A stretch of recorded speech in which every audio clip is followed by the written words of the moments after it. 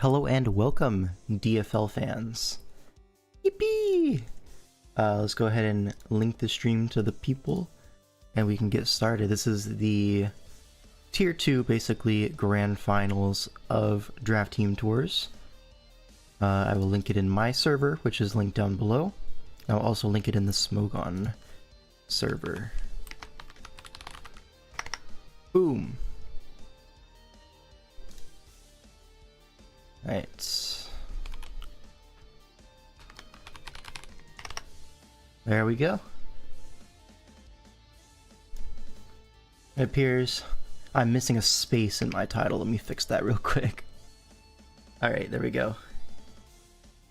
Alright, so folks, it's DFL. Yes, it is. This is true.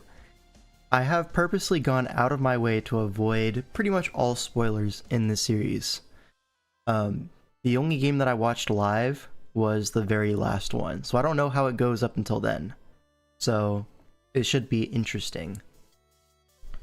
So these finalist teams, let's see. Let me pull up the DFL doc real quick. We have the Cudgels, the Ivy League Cudgels, who finished first seed, going 5 wins, 1 loss, 1 tie in the regular season. Up against Tapu Bulin, who went 3-3, right? 3 wins, 3 ties, and a loss. I think that's... yeah, correct. So, both these teams going into this final series with only 1 loss in the entire season so far. But obviously, Ivy Cudgels a little bit favorites here, given that, you know, they've had a little bit of more success in the regular season. But yeah, 2 pretty strong teams, and yeah. Let's get into this. So we're going to start off with Gen 8. This is going to be I Love Goth Latinas versus Amel. Who is this again? Who could this possibly be? So Amel is on the Ivy League Cudgels. And on the other side, Jeremy DeGoat, I believe. This is who that is.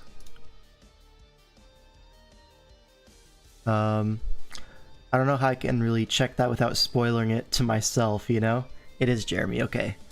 Yeah. Good guess, good guess. Alright, so this matchup here. We do have a little bit of a Zygarde on Amel's side. Zygarde, not exactly the most popular Pokemon in Swish in recent years, so it's been a little bit price dropped, and as such has become a little bit more of a viable pick. You see it here. Paired with a Weavile, this is a combination that, like, it's really hard to wall the combination of these two, and the supporting pieces do look pretty nice. You have momentum from Uxie, Rocker. You always want a good Rocker paired with Zygarde because it's a ground type that doesn't rock. So you're going to see stuff like the Uxie, the Mesprit quite often in Zygarde builds, doesn't matter what generation, honestly. Or you're going to see like a double ground setup, but yeah. Especially with Aegislash, right? Aegislash doesn't rock either, so Uxie becomes very important for this kind of structure of team. You see a Poliwrath, this is for the opposing Weavile. That's like one of the main reasons why it's even drafted in the first place in, you know, Gen 8, even like earlier gens, is that it checks Weavile really well. Even Psycho Cut, not exactly a 2-hit KO on this guy, he's very thick. Yeah, looking at this, like, Aegislash does look like a pretty big threat. However, there is the possibility of running a very fast Scrafty, because most of the time Aegislash is not going to be running super fast, but maybe into the Scrafty matchup you can, you know, afford that. But oftentimes you're going to see Scrafty come as that Aegislash check. It's also good into the opposing Weavile, so a defensive Scrafty does look quite good. Also checks the Zygarde pretty well, so I could definitely see like a leftovers, maybe physically defensive Scrafty in this matchup, with just knockoff being really high value into most of these guys. Maybe a knockoff Toxic Protect Drain Punch kind of thing. That could be super reasonable. The only real stop to that kind of set long term is going to be like a Restock Poliwrath, which could come, obviously. But, you know, forcing that to rest does give you opportunity to get into Dragalge, drop some Dracos into a Fairyless team, which is always good, unless that Silvally is Fairy, of course, but yeah. On the other side, we have Jeremy's team. This is going to be looking somewhat familiar. You see the Dragonite and the Swampert.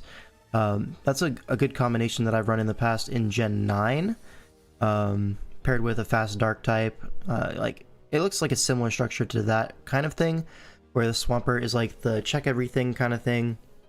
And then you have Dragonite as like, you know, multi-scale is really nice in the boots gens, and E-speed is invaluable. You do have that fast Revenge Killer with Weavile, multiple priority users, so this team doesn't really require a Scarfer most of the time, between all of the E-speed, the Ice Shard, and then just some sturdy defensive mons. So this Victini, while it could be Scarf still, you might still want something faster than that +1 Zygarde. At the same time, it should be checked by Weavile, all things considered. And I have been added on Discord. Oh my god. They said, guys, this is DFL. So true, bestie. So I'm looking at this Victini, and like, maybe the Victini is a big of a threat to force something like a defensive Zygarde, maybe Assault Vest, but that does seem to thud quite hard into the Swampert and Scrafty, so I don't know if that's exactly the set Amel will go for here. You could just run like Choice Banded Zygarde with a lot of bulk. I feel like that would be pretty reasonable, as Thousand Arrows doesn't have a resist, Outrage doesn't even have a resist. Like, the 2 stabs, very, very good. There's no E-speed resist either, so... Rate the pizza rolls on a scale of 1 to 10. I mean, they were pretty good. I have to say, after eating about 80 pizza rolls last night, I was pretty satisfied. I'll give it like a 7.8 out of 10. That was pretty good. And yeah, so back to this matchup though. I mean, I do really like the dragons on either side, right? Dragonite, Dragalge, and the Zygarde. I think Zygarde has a base stat issue problem in this matchup, whereas like the Zygarde and the Swampert will be able to check it, but it does have the opportunity to break past those guys eventually. You just need to buy enough time, get enough switch-ins into it, and eventually Jeremy's team will go down. When is L5 dethroning Joey Chestnut? Never. That guy's the GOAT. Yeah. I'll be interested to see how this one goes. The Silvally is interesting. I could definitely see like a Terra Fairy set, or like maybe even a Terra Fire set. Something that's like a Victini check allows for a more offensive Zygarde to be afforded. I don't know. I think Fairy is pretty interesting to break through the double Dark and the double Dragon, right? I'll have the kind of guy to like hot dogs for the shape, not the taste. Ayo. Pause. You know what I really love? A good chili cheese dog. That's the GOAT right there. But yeah, let's get into this game. Victini is going to lead off into the Zygarde, so Zygarde being the lead means we're probably not going to see a final Gambit here. Probably just going to see a U-turn if the Victini is confident that it's faster, being Scarf, or just saying this is not a Scarf Zygarde, lol. Could see a U-turn, could see a like Shukaberry lead, could see a Colberberry lead honestly into Weavile. But maybe it could be weakness policy Victini, but that doesn't really trade well into Zygarde lead, so you might want to get out of there anyways into the Scrafty or the Swampert trying to get rocks up. Both are pretty reasonable plays. I don't expect the Victini to try to stay in and Glaciate here. And the Scrafty does come in on the Glare. Intimidate, so there is no Shed Skin, but now Silvally Water comes in on a Super Fang. This Super Fang is like really good chip. So now Silvally is in, is kind of threatening the Scrafty with not much, to be honest. You could just stay in and go for like a Drain Punch or something, but maybe he wants to get the Dragalge in for a Draco Meteor. Now that you revealed no Fairy Silvally, it's really free to click maybe Specs Dracos, maybe it's not Specs, maybe it's something else, but really Force Chip on that Aegislash. Here's a Parting Shot, so it gets out of there and into the Weavile. This is really good for Amel. This Weavile is a big threat. Although you do still have full HP Scrafty, and with Super Fang revealed, you know this is going to be physically defensive out the ass. So what this Weavile could do, I think you could make a pretty easy prediction that Scrafty's going to come in here. How are you going to punish that though? There isn't really a great punish to Scrafty on this team, so maybe you just want to take your knockoff, get rid of the leftovers, or Rocky Helmet on here ASAP. As Scrafty comes in on the triple axle, I don't like that. You're going to take Helmet or something. No Helmet, it is leftovers, okay. So no harm, no foul, I guess, but that did not do a lot of damage as he missed the third axle. And again, Silvally's going to come in, but a really nice double from Jeremy. Gets the Dragalge in on the Silvally, because hey, that Weavile is not staying in, and he's so right about that. And now it's a pretty free Draco, or you could set up T-Spikes, honestly. T-Spikes would be pretty devastating for Amel's team. We do see a parting shot into probably the Aegis Slash into the Uxie, okay? But the T-Spike does go up, so that is a really big deal for Jeremy and for Emil, but like, Jeremy's very happy about that trade. Now Uxie's in, most likely just going to trade rocks. Could take this as an opportunity to go Swampert and get your own rocks up. Going to flip turn, I don't really like that. Yeah, for this reason, right? You're taking potential helmet and you're taking rocks on your switch in, right? You may as well just hard switch there. One, not reveal a set on your Dragalge, and that chip, like that's not impactful chip, brother. Now Swampert comes in, and now he knows your Swampert's leftovers, so it's a little bit nitpicky, but obviously I would prefer not to flip turn there. And now we get to see a knockoff here on the leftovers on Swampert, and the rocks are traded. So now we're probably going to see Swampert go for... what would you go for? Maybe a flip turn now? But the thing is, Uxie can kind of just stay in and throw off a Psychic, maybe? Although, would you really be Psychic in this matchup? I feel like maybe you are. So Stealth Rock knockoff, probably going to be U-turn. And then what? Maybe T-Wave? I feel like T-Wave Encore, one of those kind of moves, would be pretty reasonable here. And so yeah, we're just going to knock off again. Don't really have another option on the Uxie. Don't really want to switch in anything else on the Swampert. And Swampert actually goes for a Toxic, which is pretty reasonable here. Gets this Uxie on a timer, and now you can probably just go for the flip turn, expecting a U-turn. Uxie doesn't want to stay in now. As Silvally comes in, potentially trying to get a defog off. We go for a double Toxic? For what? Who is getting toxic? You have a T-Spike up, brother. The only guy that's getting toxic off a double toxic is the Uxie if it's Heal Bell, which it definitely isn't, or the Weavile being Boots. And Weavile's not a switch into Swampert. I really don't like that toxic at all. Now, Emil can get a defog off if he has it on the Silvally. Goes for an Ice Beam instead, and actually Dragalge switches in, pops the J-Riku Citrus Berry. At least the T-Spike is up for good now. Yeah, it's for Boots Poliwrath, yes. It's going to be Helmet Poliwrath. I would bet a reasonable amount of money on it. Maybe like $1. Maybe. Now, Zygarde comes in, gets poisoned, and we're just going to see a U-turn into the Scrafty. Pretty reasonable. This is going to take nothing from 13? Okay, this is like a very bulky Zygarde. $1 does seem reasonable, yeah. Yeah, this is like max Scrafty into like no attack Zygarde. I really don't understand being a bulky Zygarde in this matchup. You're just going to get walled out by Scrafty here. And, okay, we're Coil, but we're poisoned already. And this knocks off the leftovers. You have Super Fang. This Zygarde is not winning this trade, man. I really don't like this. Yeah, you're doing 23. Okay, full para, at least. But, like, is the idea here you're weakening the Scrafty for your Weavile?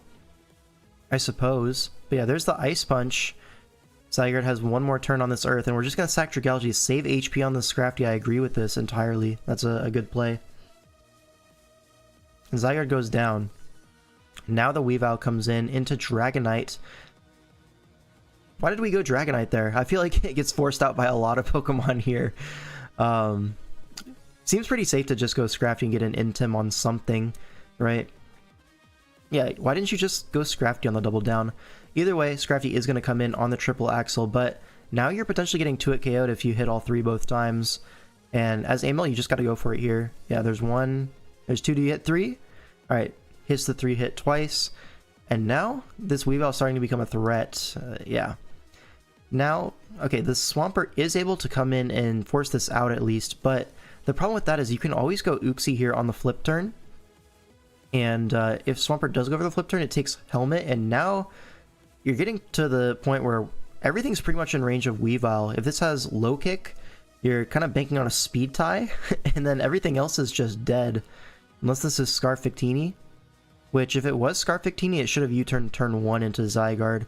Hard switching out makes me think this is not Scarf Victini, but it did take rocks, so I don't know. There's an Earthquake. I mean, I get it. If the Weavile stays in, flip turn is a very bad idea. Another Earthquake expecting a U-turn. I mean, now the U-turn's going to come out into Poliwrath trying to catch a flip turn. Do we catch the flip turn successfully? No, the Earthquake still comes out, chips down the Poliwrath, and yeah, that does look like Helmet Poliwrath, as it's not boots, it's not leftovers, and it's defensive Poliwrath, so it's definitely going to be Rain Dance offensive Poliwrath, like I said. I guess we'll never know, right? It didn't reveal Helmet, so I will not be losing my dollar. And now the Weavile comes in, and now everything's in range of Weavile. So Victini comes in. Is this Scarf Victini? As Amel, you should always scout this, right? Go Uxie probably. Get some Helmet Chip. If you're able to get 2 Helmet Chips on this Victini, it can't come in on rocks again. Okay, it's Special Victini. That's going to be a big deal. But Blue Flare doing 25, that feels like a lot. That might be Specs Victini. Right? With Rain? Oh, it's Colbur Berry. Oh, it just barely lives. Oh, man. And now Aegislash definitely not going to clean this one up. You have to sneak here. Yeah. And now it should just be a pretty simple Weavile into Dragonite, right? You always break the balloon here. Yeah, no problem knocking into this stance change. -1 is not enough to keep this Aegislash out of Earthquake range from Dragonite. There's a Sword Stance, but yeah, multi-scales up. And you have to take another knockoff, even at -2 with no item. Yeah, that's going to be in Dragonite range for sure. As long as this Dragonite is not mono E-speed, I think Jeremy has this one locked up. Here's a King Shield, which, you know... brutal swing, okay. I mean, it's going to work out. Aegislash is going to go down to that. Folks, it is DFL.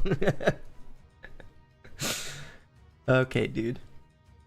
So, that is going to be Tapu Bulin going up 1-0 in the series. That's a funny in-game, I'm not going to lie. I think the main mistake here, honestly, although I think it's understandable, you heard me say it turn 1 of the game, right? That the Elite Victini could very well be Colbur Berry. Could be a Resist Berry, could be Shuka, could be Colbur. But like as a lead, you're probably not going to be Boots. And if you were Scarf, you would have U-turned on the Zygarde. So that does kind of narrow it down. I was thinking maybe Specs on the Uxie, but turns out Victini's just raw and it just does that much regularly. But Amo should be able to calc that. And with that information, maybe it was better to go Aegislash and Shadow Sneak the Victini. And the reason I say that is because if the Victini switches out, it's now in range of knock even with the Colbur Berry because of rocks. If it stays in, it's in range of Weavile knock, and then Weavile kills everything, right? As long as you win the Weavile tie and you have low kick, I think that was Amel's out. And he just played into the Colbur Berry, and that was what caused him to go down in this end game to a pretty simple end path. How else can we hit Aegislash, Uxie, and Ghost Savali in one move? So true. Going D-Knight into the threat Weavile on the double down was also not the best. Yeah, that was really bad from Jeremy. I think he really needed to go Scrafty to keep that Weavile out. Right, the main thing that was the threatening in that endgame was the Weavile. So going Scrafty, keeping that Weavile out of the field is probably better. But now we can go on to game 2. Alright, Ultraviolet versus ILC Frankenstein. Can someone fill me in? Who is Frankenstein here? Because that is not one of the names of the players on the rosters. But anyways, this matchup is pretty interesting. Pretty standard looking teams. You see a Terap Moon with this very common looking Gliscor Sinistcha double mid-Terra kind of setup. Hanguini, okay. That makes sense, yeah. Okay, Vergi. Very, very cool. Awesome. Yeah, very standard Terap Moon looking build. That's Thanos. Okay, this is literally Thanos. Cool.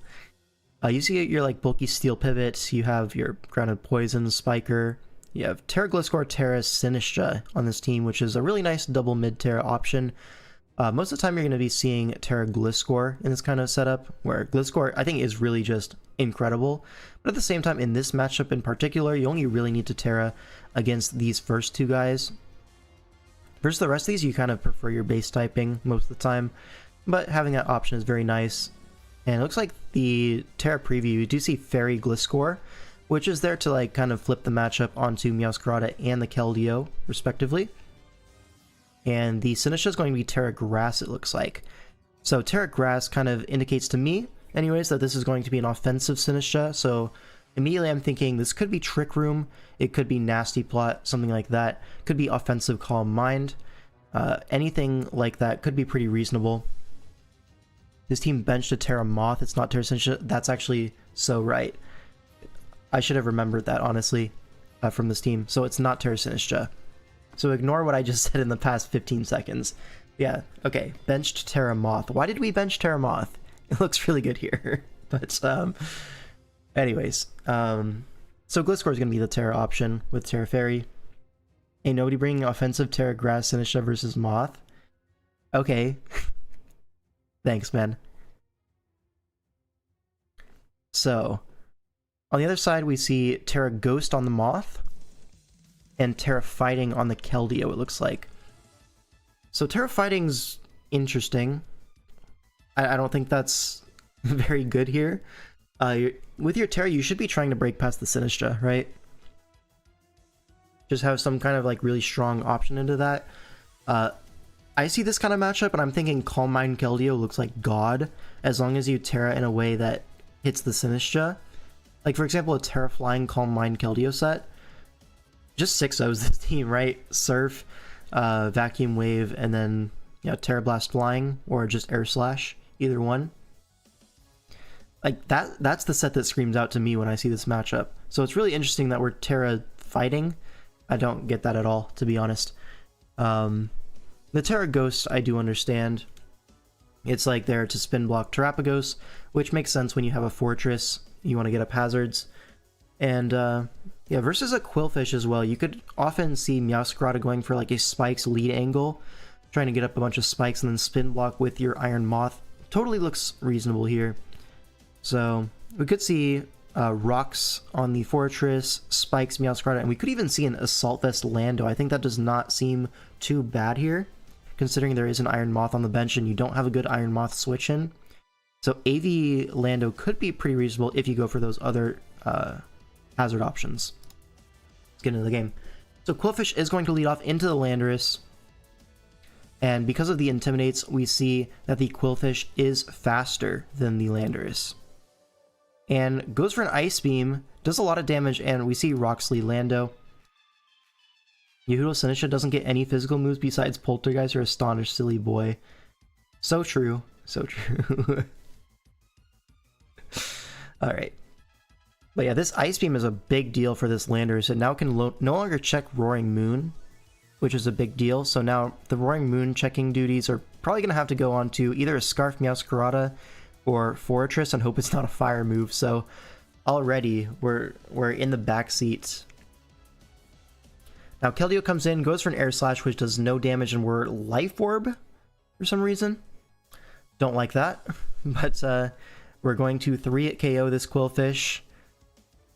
Yeah, and we've basically traded 2 for 1 with this Quillfish already. Now Sinistra pivots in on a non-Air Slash, and yeah, that Life Orb into the Toxic looks like a Surf? Okay, dude. Okay.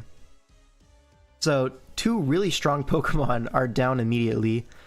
But the Sinistra is going to go down to this Moth at least. But this Sinistra has done its job, right? Why is Keldeo already dead? Folks, it's a DFL. What can I say? A very nice calc. Thank you, Yehoodles. That was awesome. So, Sinistra has done its job. The Keldeo's dead, the Lando's dead. Perfect. Now the Roaring Moon gets to come in on this Terra Ghost Iron Moth. So, gets the Terra Ghost off, which means a spin block is on the tables. But now this Roaring Moon is looking very threatening. What's coming in on this knockoff? It has to be Fortress. There's no other reasonable play. That does so much damage. Is that a banded Roaring Moon? It looks like it might be. So we could see a spike go up, and we do see a spike go up. But now Cyclizar is going to be the pivot into Jiraiya's Trick Room goes up. Interesting enough. I'm seeing Ice Punch. This is going to do a lot of damage to the D. And a Dragon Tail. So now something comes in. It's going to be the Quillfish. But Quillfish is threatening a Pain Split here if you want to switch out. So Fortress might have to come in. And you're going to have to deal with this Roaring Moon offensively with Meowscarada. But now, look at this Meowscarada as well. The Meowscarada checks are basically dead, being that Quillfish. So this might be a sack war between Roaring Moon and Meowscarada. We'll see. The Fortress is going to come in here to try to block that Pain Split, potentially get even more spikes up on this guy. Do you see a spike? I would have preferred a spike there. I really want to limit this Roaring Moon coming in, but now the Iron Moth comes in on the last turn of Trick Room, gets burned by the Fire Punch. I don't think that's going to be too impactful, to be honest. As Quillfish is going to get sacked to the hazards, may as well keep your Jirachi on the Morning Sun, sure. Now Roaring Moon is going to come in. Big Roaring Moon going to click another knockoff. Fortress cannot switch in anymore. It's going to have to be a sack on the Cyclozar. That's Assault Vest Cyclozar, folks. Now Meowscarada is going to come in. Probably just going to see either a flip turn, or not a flip turn, a U-turn, or something else. And we do see a U-turn as Jirachi is going to be sacked off. And now you're going to have to go Fortress, I think. Yeah, and now Gliscor is going to come in. I would expect this Gliscor to not Terra, so if you have Ice Spinner, could very well go for it.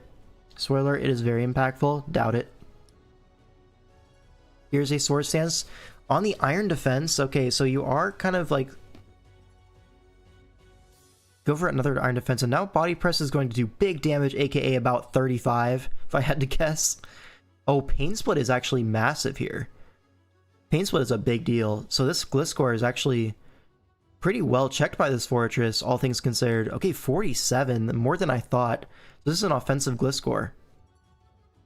And Fortress is actually going to get it done. Trades with the Gliscor, and now you have to go Terapagos, as it boots should be, right?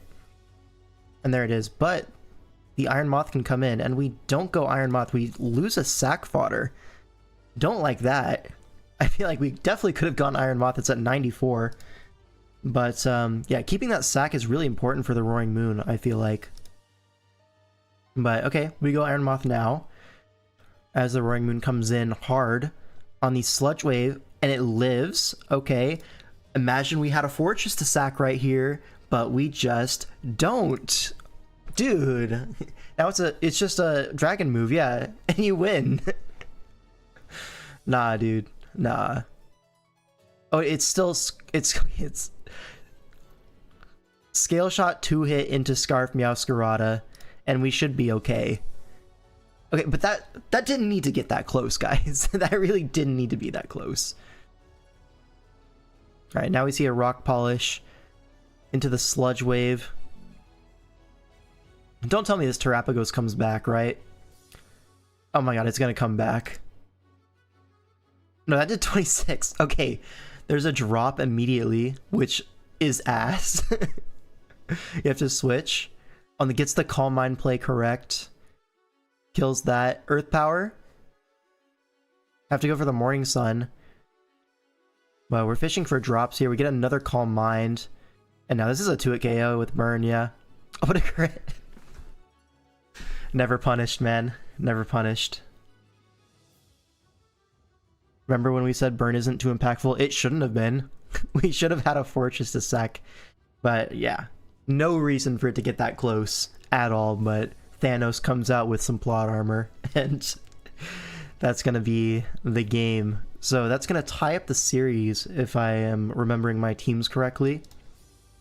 This is Jeremy on Bulu's, and this is Thanos, aka Hinguini, on the Cudgels, right? Right, now we can go on to the next one, which is going to be Sugar Gray versus Mice X Family. Is this, I don't know these players. Fill me in on these showdown names if they're not the same as the Smogon names. We see a Masharna spotted. This is rare. Folks, this is super rare. Void of Darkness on which side? Is that Mice?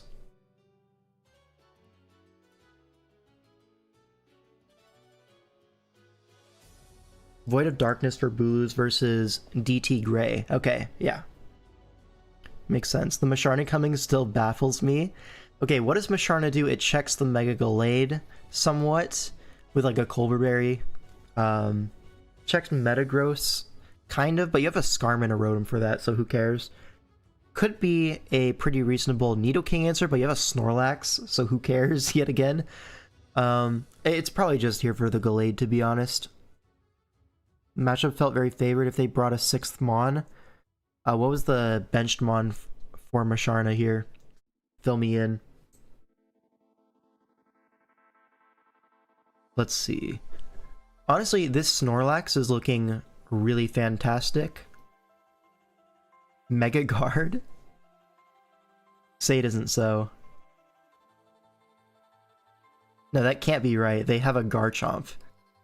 You cannot get Mega Guard and a Garchomp. Yeah. Thanks, Vergi, for trolling. Benched Roselia and Sneasel. Sneasel was cooking and they had something else. Okay, so Sneasel does make a lot of sense to come here. Kind of hits everything, and you can have that really strong foul play for the Mega Gallade. So yeah, I think Sneasel would have been a good answer here. But instead we have Musharna, a more defensive answer to the Mega Gallade. So let's see. Garchomp looks pretty scary, right? Something like Swords Dance Life Orb looks like a really great breaker into this team. Pretty much guaranteed to pick up 1 or 2 kills. Probably just going to be Earthquake, Stone Edge, Outrage if I had to guess. That does look like really strong coverage. You definitely want +2 Outrage to Oko Shaman. Bench Sneeze because Boos have a benched Poliwrath. Oh. Poliwrath is broken. But yeah. I do like this Garchomp here. Very good. If you're able to get the Outrage lock, though, then it's pretty revengeable by, like, Greninja, Ice Beam, Scarf, Nidoking, Ice Beam, stuff like that. Gallade Ice Punch if it's already Mega'd, because Gen 6 mechanics. But yeah, pretty reasonable offensive matchup for Gray, all things considered. I do like the Snorlax quite a lot as well. Metagross is a pretty reasonable answer, but you have, like, really fantastic Metagross answers. Just throw a Helmet on one of them, or both of them, and pretty soon you're going to see that Snorlax is going to start absolutely taking over this game. Yeah. Honestly, if I'm Gray, I'm bringing triple Helmet plus Snorlax. Because, like, put a Helmet on Rotom, Skarm, and Musharna. I mean, eventually this Gallade and this Metagross are just going to kill themselves with Helmet recoil, right? So then you have a Snorlax in the endgame against 4 special threats. I mean, I like those odds. What can I say? Let's get into the game. So Rotom going to lead off into Shaman. So, great lead for Void of Darkness.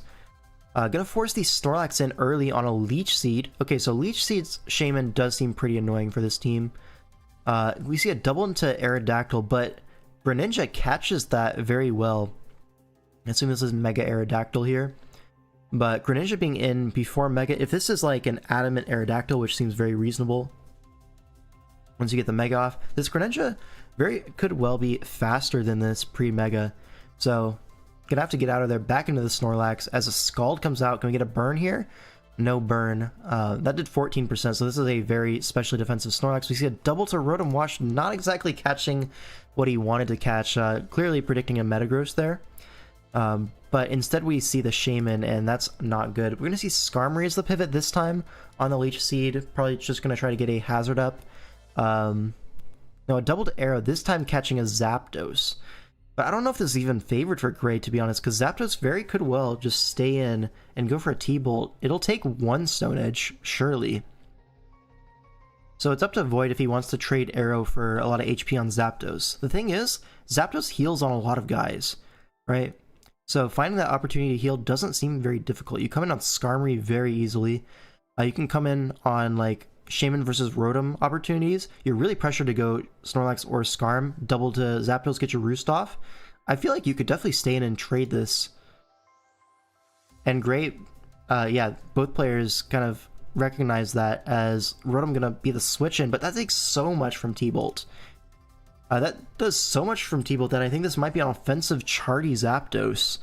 Because the only way you stay in there is if you're either physically defensive, so you take the Stone Edge regularly, or your offensive Chardy Berry, which would also check a Stone Edge SD Garchomp. So good information to have that this is Chardy Zapdos.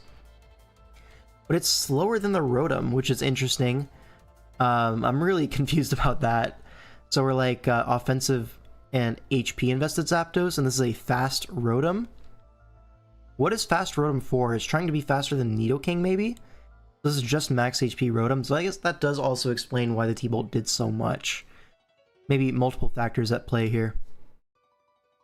Yeah. So Skarm comes in on a Leech Seed, but now the Zapdos is going to come in again in before Rocks, and we do see it is static. So this does not have the opportunity to defog at all. So these Rocks are here to stay, which I think is an interesting choice. Furthermore, reinforcing the fact that this is an offensive Zapdos. And HP Ice is on the Rotom switch. I don't like that.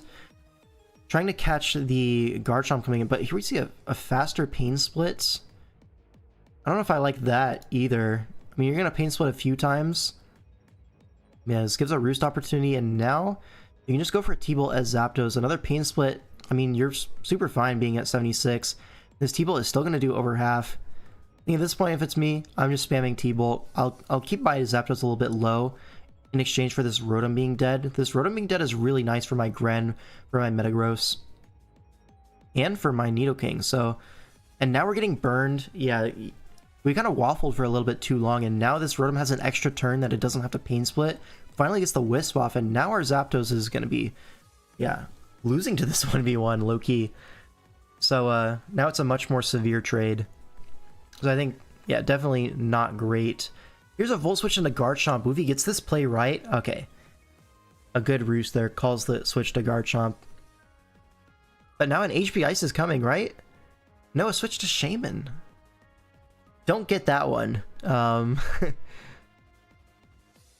the Skarm to heal. Lefty's Gren is interesting. So another Scaldfish on the Snorlax, which could be Rest, it could be Facade. Either way, Snorlax seems pretty safe to take the burn. A Body Slam comes out, no Para. I think that Zap had Agility the whole time too. I don't know. What else would the Zapdos have? T-Bolt, HP Ice, Roost. No reason to have Heat Wave in this matchup. I don't know. Could be anything. There's a Synthesis on the Helmet Shaman, but a Curse does come out. This is going to force another Leech Seed out, so yeah, there's another Leech Seed, another Curse. But now the Snorlax does kind of have to get out of here. You do not win this 1v1 with a Leech Seed up. Now our... no! Don't do that! Now our Snorlax is dead. Why did we do that? Oh, man. That is not good. Now Arrow has to take the Seed Flare. Wait, we have a Skarm. Just go Skarm. Why do we take HP on Arrow? No, no, no, no. This is not good, folks. This is not good. Now Metagross, and we're switching. Okay, so we want the Pain Split opportunity. Okay, I understand that. But Zapdos is going to come in to block it for sure. But it's still fine. You're getting leftovers the whole time. Now Zapdos is basically dead. You can go for a Hydro Pump here. I don't think you want to switch out. We do want to switch out. We want to take more rocks. That's fine. I would have probably Hydro, trying to get the extra leftovers there, as the leftovers do go a long way on this Rotom. But either way, Volt, pretty safe. Gonna get the Skarm in, as Gren gonna be the punish. Snorlax gonna be sacked off to the hazards, as Gren just goes for another Scaldfish. So now Rotom you can't kill a 30% Rotom? Find that hard to believe. I guess it's defensive Gren? I don't know, man. I just work here. So Skarm comes in on the Metagross. This time the Metagross is going to switch rather than the Skarm. I don't know why the Skarm switched out on Metagross the first time. But yeah. Now we're going to see a Whirlwind as Greninja takes rocks and is forced into Nidoking. And our special wall is dead. So Rotom going to be a sack here on the Flamethrower. Yep. And because we're fast Rotom, we don't even live that. Defensive Gren apparently as a Sneasel check, so they didn't have to bring Poliwrath. Yep. Folks, this is in fact DFL. Love to see that. Now Arrow's going to come in, get that Mega off. Could see a Roost here. Totally reasonable. Instead we see an Earthquake catching the Metagross switch in, but now a Bullet Punch should be coming. We actually go Skarm trying to catch the Bullet Punch, save the sack, which is going to work out. You get that Rocky Helmet chip on Metagross. And now it's a pretty free Roost angle here. Yeah, Skarmory back up to full, but now Gren is back in for another Scald. Is Skarmory get burned here? No, another Whirlwind though. If we had Brave Bird, I think that was the turn to go for it, but maybe it just doesn't kill Gren. The Whirlwind, pretty fair, I guess. Now Shaman's in, something has to die here, I guess. I guess we just don't have Brave Bird on Skarm. Now finally the Masharna hits the field. Goes for a Calm Mind, but it's going to get Leech Seeded. Leech Seed's Shaman a really nice bring into this team, to be honest. Signal Beam? Sure. Yeah, I'm just going to synth this off. I mean, this Leech Seed is going to put this into Seed Flare range, and yeah, Shaman's just going to solo the rest of this team, right? Skarmory going to come in, and yeah, we just get to synth back up to full. Okay, we do have Brave Bird, and it only does 40% to Fizz Duff Shaman. Yeah, this is over, folks. Gallade gets in, and with the Mega Evolution here, it should be a... We're going to sack Metagross instead. Back to shape. Okay, we're delaying the inevitable. Can we just win the game, folks? Can we win? It's not that difficult. Chomp in, goes for an Outrage, takes Helmet. Gonna get Seed Flared. Another Helmet and like Bullet Punches. Oh, Metagross is dead to rocks, but Gren just comes in. What?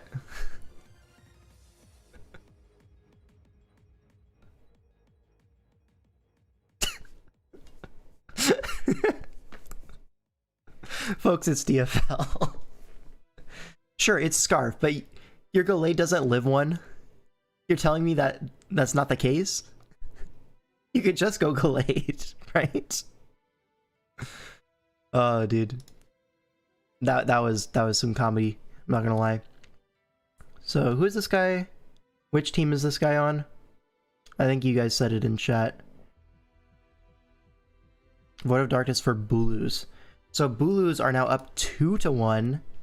Too tough. And now we go into game 4, which is going to be Lin versus DJ Sen.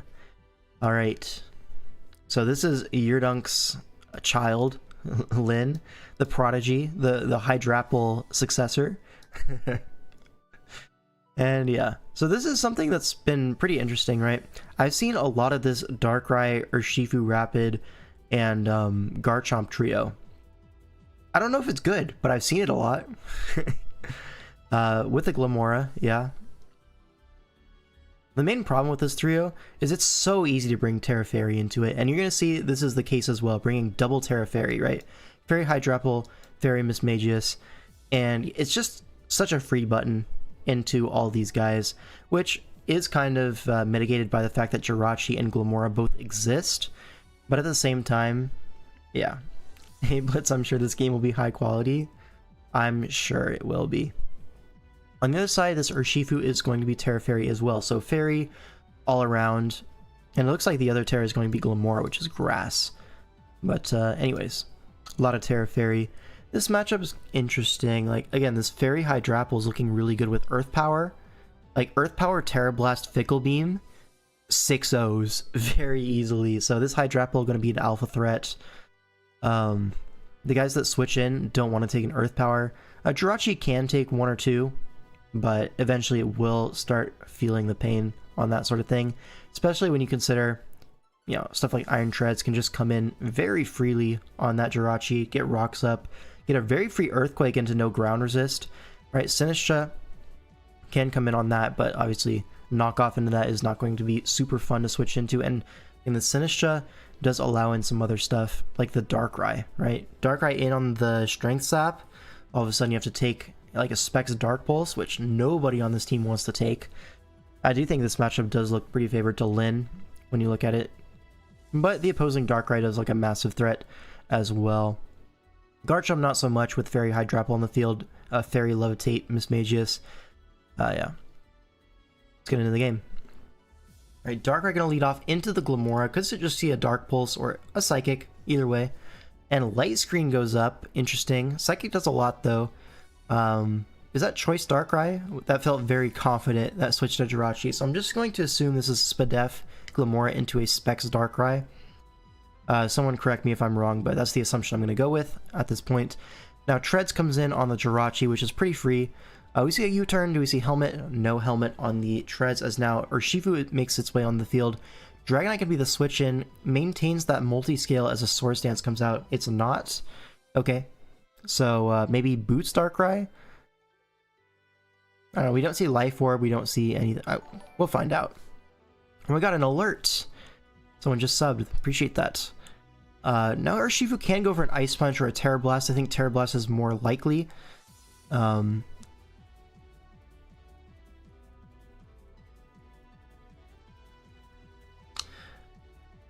Okay. Let's just digest that one a little bit. So we see a Thunder Punch. Right, Thunder Punch going to break the multi-scale. So that coverage is obviously for the Quillfish.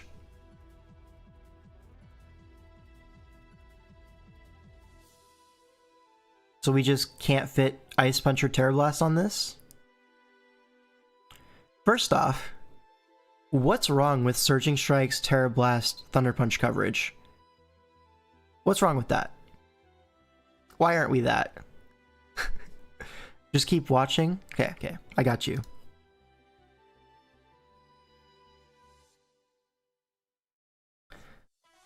Alright. Folks, this is the pinnacle, the grand finals of DFL.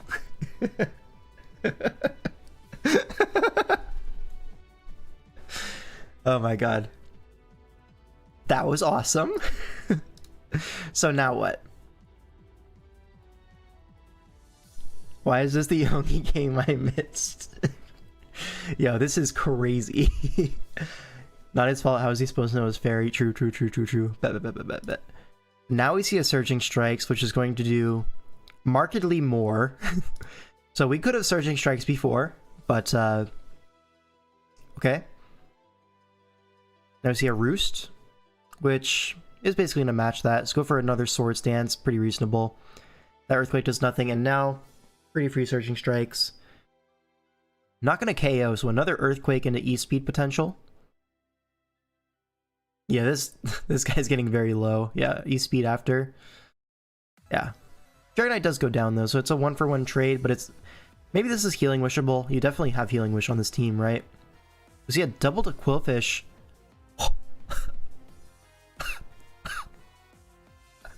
Oh my god.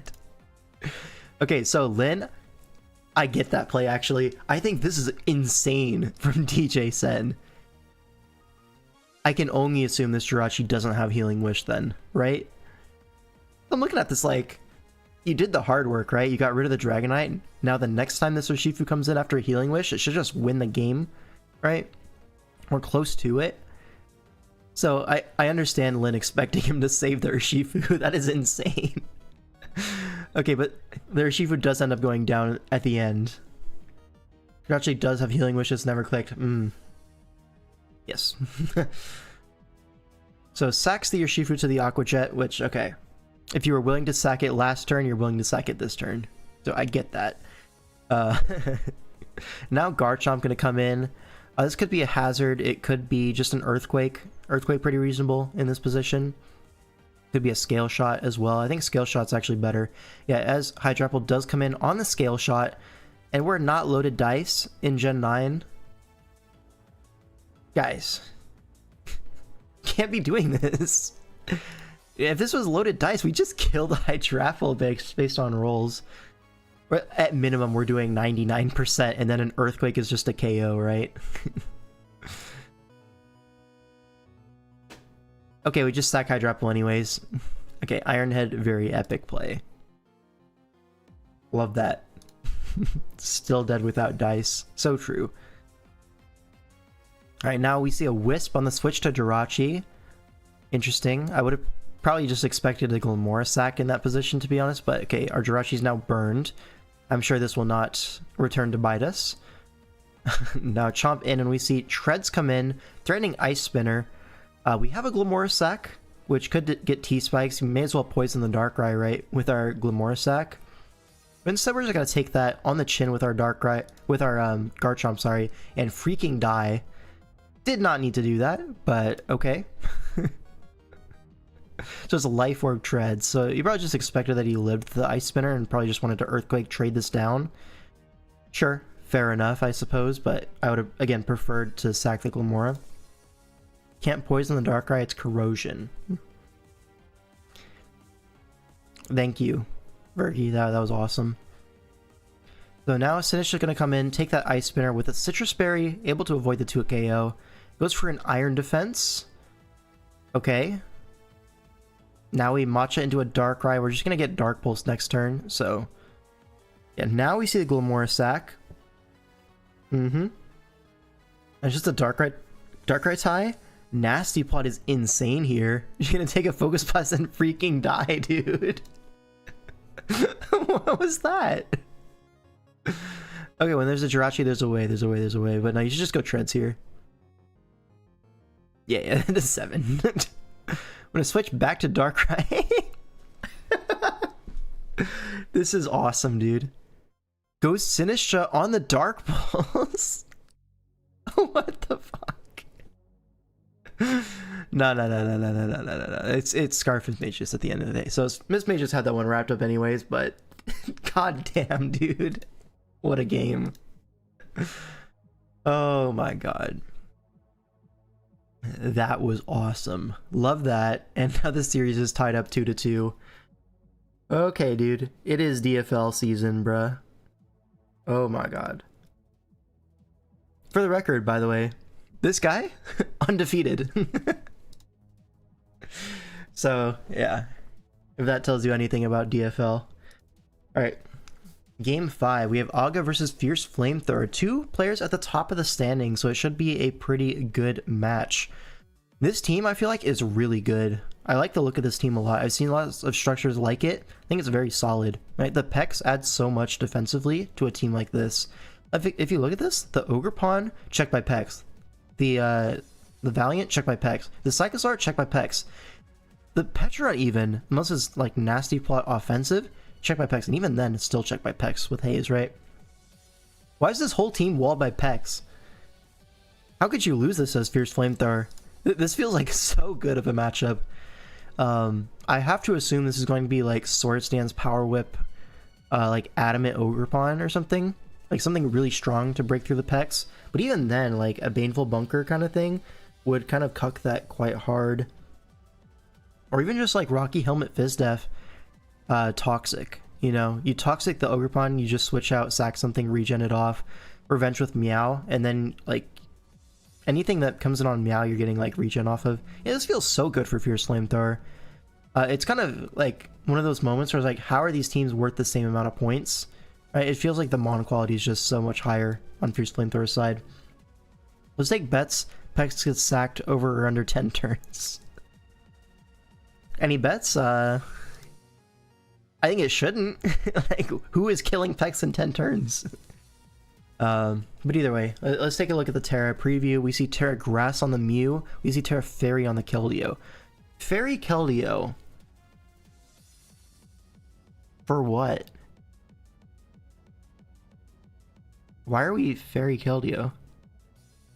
See, I seen something like this, I'm like, Poison Keldeo, if I'm gonna go for like a defensive Terra option. So now you resist Valiant Stabs, you resist the Petulant Malignant Chain, and you have that Terra Blast option into a non-Terra'd Ogre Pawn, potentially. Although Secret Sword is still, like, very much good enough, right? On turn specifically? Turn 10? Okay. But if I'm the Keldeo here, I might be rocking, like, a Terra Fighting angle. Because I'm looking at this, like, if I'm able to, like, Secret Sword anything that's not the Petch, they just freaking die, you know? Like, a Valiant can't exactly switch in on Keldeo safely. Like, Surf will blow that up into, like, Surf into Vacuum Wave definitely kills that. Surf probably 2-hit KOs the Petulant. You could go, like, Stellar Terra, to be honest. Stellar doesn't seem too bad either. But yeah, some kind of, like, stab boosting Keldeo, I think, would be the option that I would go for here. Fighting seems a little bit more alluring to me to boost that Vacuum Wave, as well as get that really strong Secret Sword into stuff like the Ogre Pawn and the Belly Bolt. But yeah, okay. Not the world we live in is Terra Fairy. On the other side, we see Terra Water, Ogre Pawn, obviously, and secondary Terra. I don't know. Doesn't seem like they have one. Let's get into the game. Mew's going to lead off into the Duraludon, so lead Mew makes me think it's going to be a hazard lead, but Dragon Tailed out immediately into the Pex, and now we go hard Keldeo on Duraludon, okay? Forces this out into Belly Bolt, I suppose, and Secret Sword's going to come out to 37, and yeah, like, here you see the difference. Like, Terra Fighting would have 2-hit KO'd this for sure, but we are not in that world. Iron Tread's going to come in on the charged up Belly Bolt, but we see a double into Ogre Pawn, which is pretty nice, catches the Treads, but Tread stays in. That is brave. Basically just saying, hey, I have a Toxapex, you're not going to Ivy Cudgel. And turns out to be right, but a U-turn's still going to break the balloon as a Volt Switch comes out on the Duraludon switch in. And now Keldeo's going to come right back in. Is this Leftovers Keldeo? No, it is not. We're going to Terra Fairy in front of a Steel type and get T-Waved. Okay. I don't know why we did that. What did you need the Terra Blast coverage for? Why are we Terra Blast? It's not like it's a better neutral click either, because you just go Petra Runt. I don't get it, man. We're gonna go Mew on Petra Runt, so gonna force this out with the threat of Psychic, which there's no resist for, so you can just go for it if you have it. Yeah, just go for a Psychic, get big chip on Cyclizar. Gonna go into Pex, keep the HP on Mew, I like that. U-turn on the Pex reveals no helmet. Now Petch gonna come in on Pex. To be honest, you can just go for a Surf here as the Toxapex. Acid Spray on sub. Okay, Acid Spray makes me think this is a Salt Vest Pex. Which, why? I get you want to switch it on Val T-Bolts, but like... do we need to be AV for that? I don't think so. Now, Ogerpon gonna switch into Trez. This is pretty reasonable. Now, Pex comes in on Power Whip. That does 39. That's quite a lot. And U-turn. So this is out-damaging regen. So this better have Recover. And no, it's just... Gunk Shot Acid Spray? Really? What for? Like... Gunk Shot is there to get around the Spadef boost from Terra Ogerpon, I guess? And then you have Acid Spray Surf to try to 1v1 Petch? I see a little bit of the vision, at least. I'm not going to call it stupid. Now Treads comes in on the expected Malignant, but... or sub, actually, probably expected sub. But Nightshade is going to knock that out. Now Mew gets another Psychic opportunity. Duraludon just going to get sacked off. This is pretty reasonable. Nothing else really wants to take this Psychic. And now what? Cyclizar comes in, farms some regen, so gets you that Psychic switch in back while also revenging.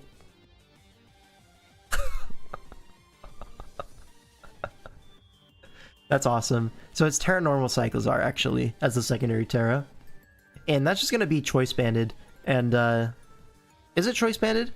I guess we could know from the U-turn chip, but, yeah, that's just going to KO Keldeo with Terra Normal. And, yeah. That's awesome. I love Cyclizar. It's so cool. Now, Ogerpon going to get the switch into Meowscarada, which is just going to be sacked off to a U-turn. Now, I'm assuming you just get your regen on Pex.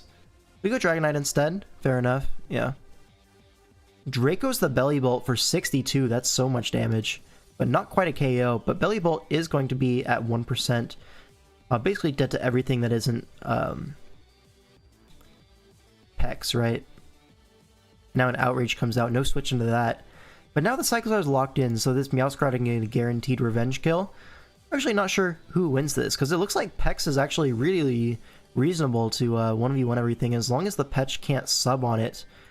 But we lock into Flower Trick. Oh, we don't lock. I like that knockoff, but Petra is going to survive.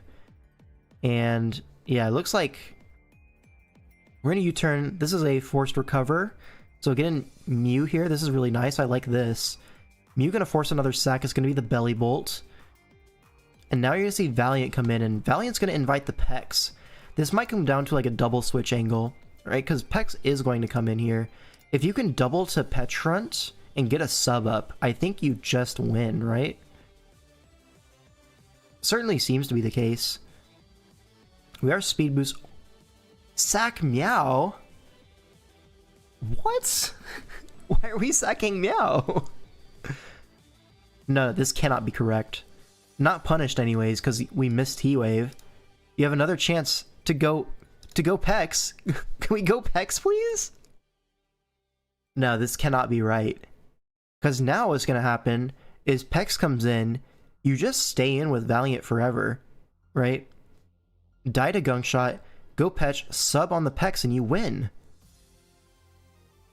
Now it's such a straightforward endgame for Aga. This cannot be correct. Yeah, this Aga just wins. No, this was definitely a misplay in the end game by Fierce Flamethrower. You have a Pex for the Valiant.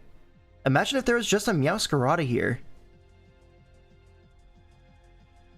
Sure, you get the sub up, but you break this up with Meowscarada, you just spam knockoff, and then you have the Psychic follow-up, and you win the game. Yeah, Hydro Pump not gonna break the sub. Oh man, this was super fumbled. Don't like that at all. And Aga gonna steal this one out from under Fierce Flamethrower, and now, damn, that was tough. Petulas is Psychic from full, I think. It's never gonna be at full, is the thing. Right? So the Petch has to sub against Pex. That's like, you must do that. So, it stands to reason you just go Meowscarada on a forced sub turn, or on a forced recover, right? One of the two. Meowscarada breaks the sub, you're not at full HP as the Petch.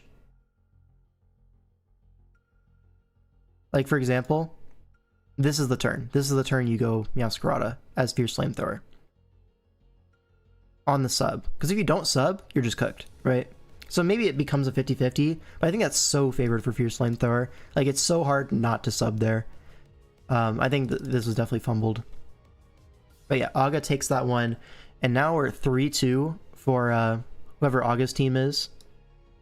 I don't know which team who is on. Is Aga on the Cudgels? Someone let me know. Yeah, Aga is on the Cudgels. So Cudgels go up 3-2 in the series. Now we see Yahoodles versus Fiend. I guess, yeah, but then you're also assuming Pex 1v1's Val and Zen 2 shots and para flinch odds.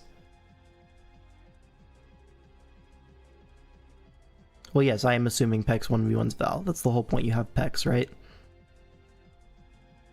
If Pex can't do it, nobody can, right? So you may as well just go Pex. Alright, Yahoodles versus Fiend.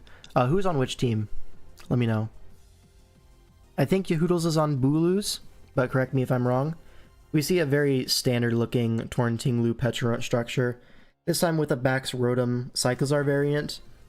I mean, this is like basically a carbon copy of the team that who was it? The Smogon guy, Helom, was using in DCL for the entire season. This looks very similar to that. No, this is not Zuch's team. This is Helom, yeah. Zuch's is the Skarm Quackleval variant, but either way, a very tested structure. It's very solid. On the other side, we see the double dark kind of setup. Also seen very good success in the past, this Zarude Roaring Moon combination. Both rocking the Rotom Wash, which is pretty rare. Oh yeah, this is definitely more of a Volt Turn offense kind of thing with a Hazard Stack versus very hard balance. See a Terra Fairy Zarude, which is something that I think is really strong into this kind of team.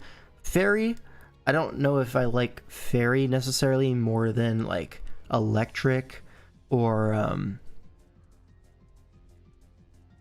even like honestly Terra Poison. I would prefer Poison Zarude to Fairy.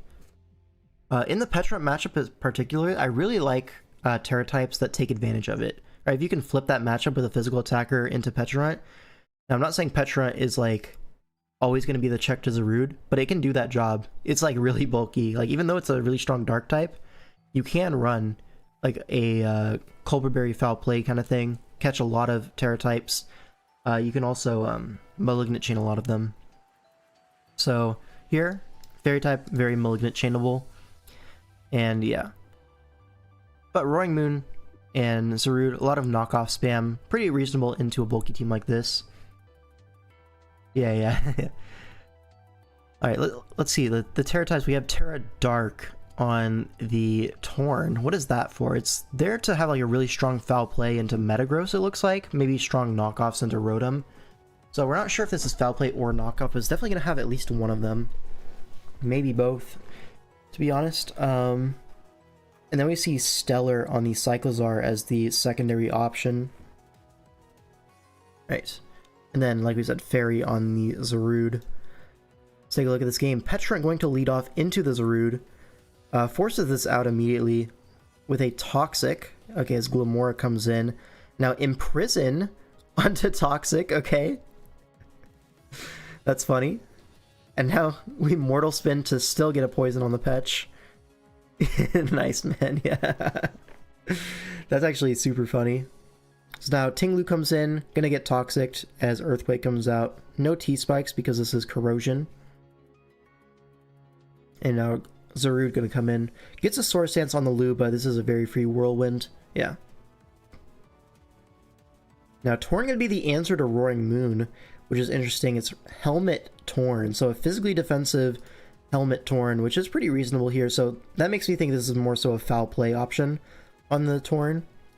Maybe both, foul play, knock, U-turn type of thing. And we see Lum Cyclizar as the switch into Rotom, which is going to work out, absorbs the T-Wave very comfortably.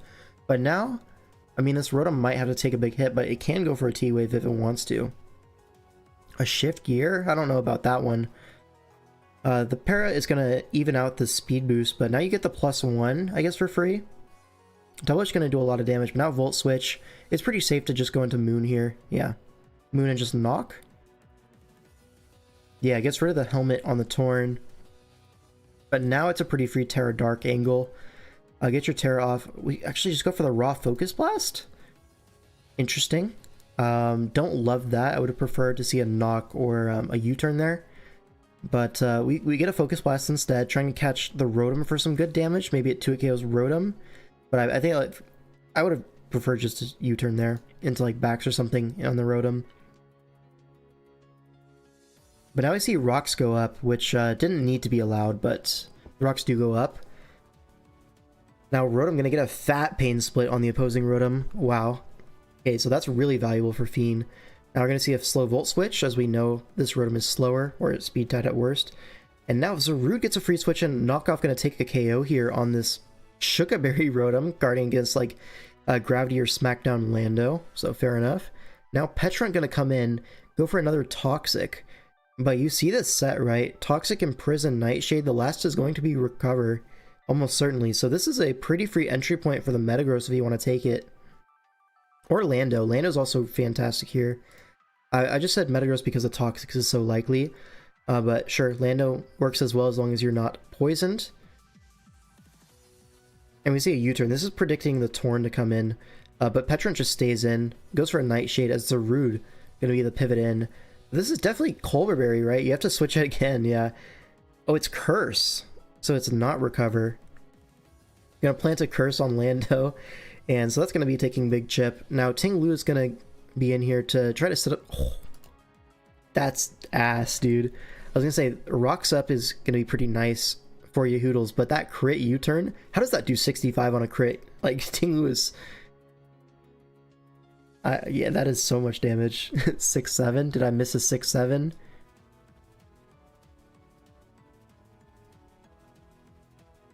Okay, well, Tinglu's dead. No rocks for you. Now Metagross comes in, and Metagross looking really good here. Cyclizar comes in. Goes for a Rapid Spin. Why did we allow that? I don't know. That is so strong, that U-turn. Is that Banded Lando? How does that do so much damage? Okay, Double Edge on the sack, and the recoil is going to be barely enough to take down the Cyclizar. Now it's going to be Metagross against Torn, fearing that Terra Dark foul play, but we're not tearing our Torn for some reason. And Rotom going to survive because we taunted. So the taunt there is like really scared, right? You're scared of like Weakness Policy, Agility, Metagross. But the thing is, nobody runs that in the year of our Lord 2025 and SV. I feel like it's much more common in like Oras, Usum. But like here, the Metagross is really forced to be the backs check, I feel like. Unless you're using Zarude for that, but you're not. It's a Swords Dance set. So Metagross is almost certainly going to be a defensive, like Shukaberry, potentially kind of thing, to take on like a +2 backs. And the Ice Shard doesn't even kill the Roaring Moon with Life Orb. Yeah, this was not the greatest showing from you Hoodles, but Fiend, I mean, it's going to be a win. Not the cleanest, right? But I'm really confused about that Torn. Every time it comes in, it feels like it was exerting a lot of pressure, and then it clicked a move and no pressure was exerted, you know? So that felt like a real loss of momentum for you Hoodles every time. Like, why weren't we just knocking off everything, hitting foul plays, hitting U-turns to get our backs in, right? It's life or backs. Get that guy on the field. It shouldn't be the first time it comes in on turn 27, right? Either way, Fiend gonna even up the series, right? Or is that 4-2? Is Fiend on Cudgels? I think Fiend's on Cudgels, actually. So this is 4-2? That guy got railed? For sure, yeah. I'm gonna say this is 4-2. Correct me if I'm wrong. Yeah, and so now it's Hiss versus J. And this is VGC. Alright. Let me put on my VGC hat. Alright. And now there's going to be 4 Pokemon on the field, so I'm going to have to try really, really hard. Okay. We see this like Qianpao and Dragapult combination, which is somewhat common. You get that boost on your Dragon Darts, which is just a good move in general. It is kind of weak to Fairy, so you're going to see like this Valiant is going to be a big issue. But there's a Volcarona for that. There's a Klefki. I don't know what Klefki does in doubles. Probably just screens, right? Screens and like Prankster T-Wave for some speed control. Probably something like that. It might get Trick Room, does it? But this team is not a Trick Room team. You never want Trick Room up. Let's see. The Ogerpon's pretty reasonable here. IV Cudgel really hard for Hiss's team to deal with. It also is able to take like Reaching Bolt hits pretty reasonably. Has like Crafty Shield. I don't know what that move does, but it has it. Yeah, that's true actually. I recognize the name of the move, but I have no idea what that does. Prankster Fairy Lock. Is that really impactful in doubles? I feel like it isn't, right? Broken Fish versus Broken Snow Guy. Yeah. I think this Chi-Yu is going to be a really big deal. So you could see Quaquaval or the Dragapult be like the answer to that. This is Fairy Dragapult, so able to take a Dark Pulse from Scarf Chi-Yu. But at the same time, this Chi-Yu Terra Fire probably means it's going to be Scarf. At least I would assume so. Maybe you have the idea of running like Tailwind plus like Specs Chi-Yu or something, or like Charcoal. Get a boosting item on there. Nothing else really wants to carry like a Choice Specs. But at the same time, nothing else really wants to take a Choice Scarf either, besides maybe a Lando with like Rock Slide. I don't know. I'm not going to pretend to know exactly what these teams are going to be bringing. Let's just take a look at this. Make sure this is game 1. Yep, game 1. Alright. Klefki lead with the Quaquaval. So, kind of trying to counter lead the Chi-Yu a little bit with this Quaquaval, but not going to work out as Valiant looks very strong in this lead. Able to immediately threaten a Moonblast onto Quaquaval, and Lando threatening a Stomping Tantrum, I guess, into Klefki. I don't know if that would exactly kill. What Terra types are at play here? We see Ground on Quaquaval, which is... I mean, it'll take away the Moonblast weakness at least, but I don't know. Klefki, Terra Dragon, Quaquaval, Terra Ground. Lando's Terra Water, and honestly Terra Water Lando does seem pretty reasonable if you want to click that, but also could be reasonable to save the Terra in the back and just try to double up into the Quaquaval, honestly. I don't really hate that play, Moonblast and Stomping Tantrum into the Quaquaval, because Klefki, what's the worst that's going to happen? It's going to, what, Flash Cannon your Valiant? Well, let's see the rest of this. So it's Clear Amulet, we see Quark Drive Speed, could see a double into Quack, could see a lot of moves here, honestly. Hiss has a lot of options, whereas J, very much on the back foot here.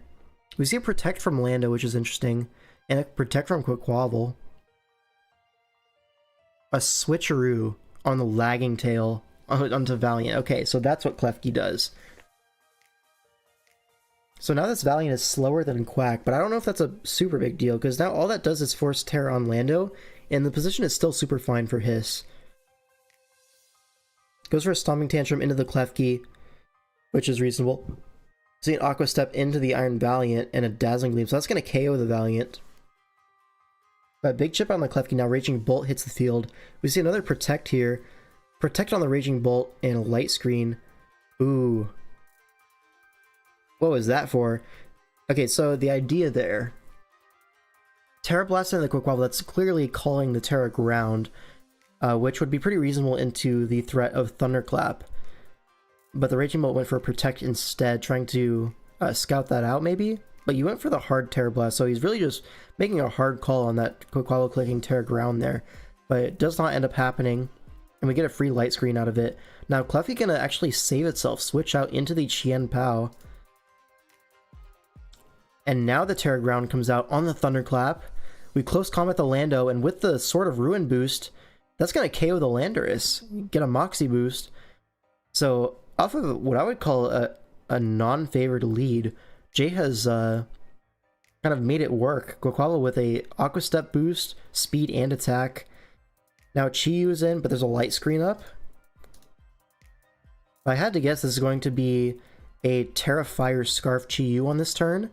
And just try to muscle past the light screen. Could see a flamethrower, to be honest. Like a single target fire move to make sure you kill through the light screen on the Quaquaval. And then Raging Bolt. I mean, just gonna have to take this Chien Pao hit. What's our Terra on Raging Bolt? That might change my mind.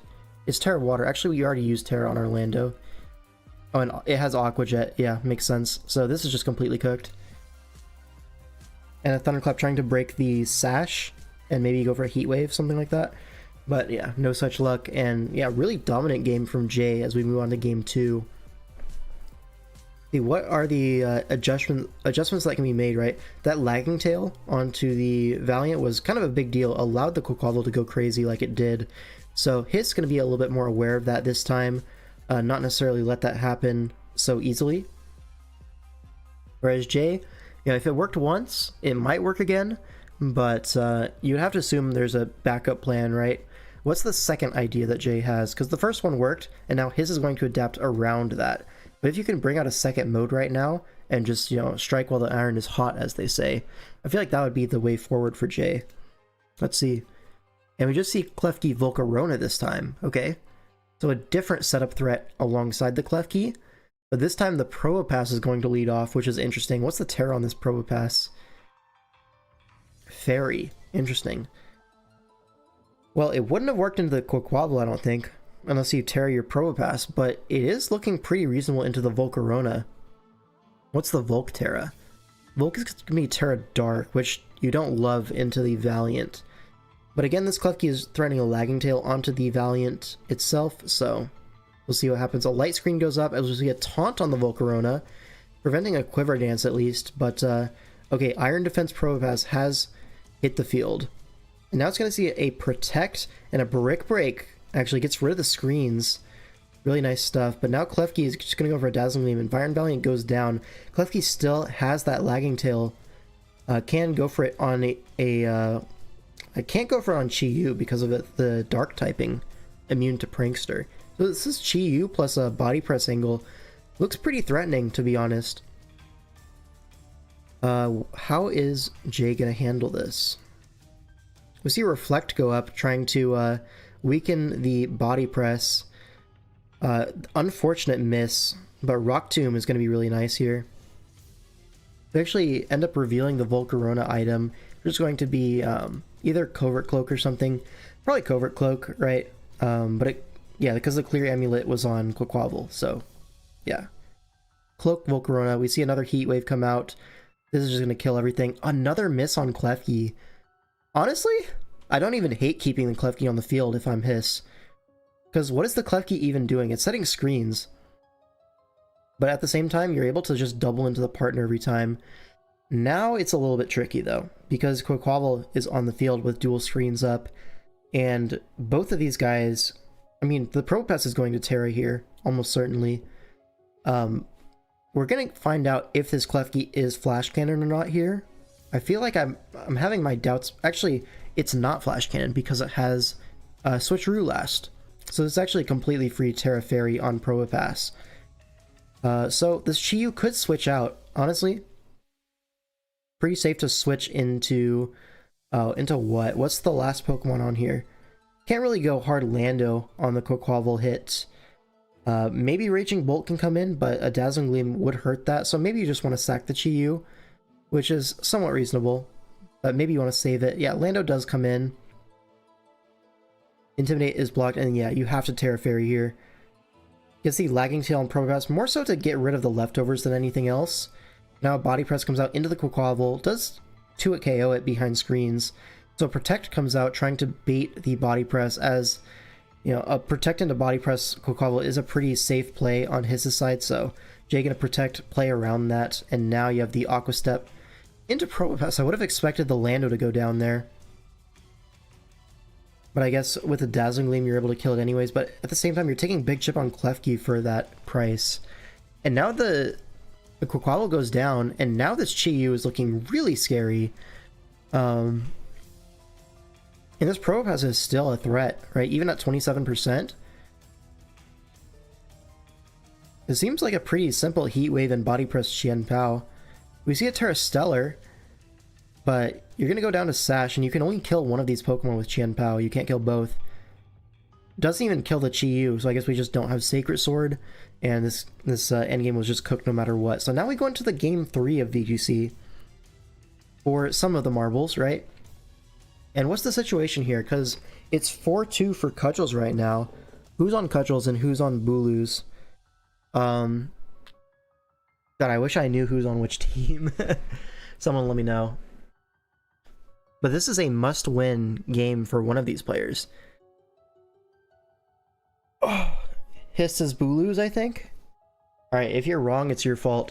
But so basically, Hiss needs to win this game to keep his team in the series. And if Jay wins, they win the finals. They're up 4-2, right? I believe that's the case, unless I miscounted.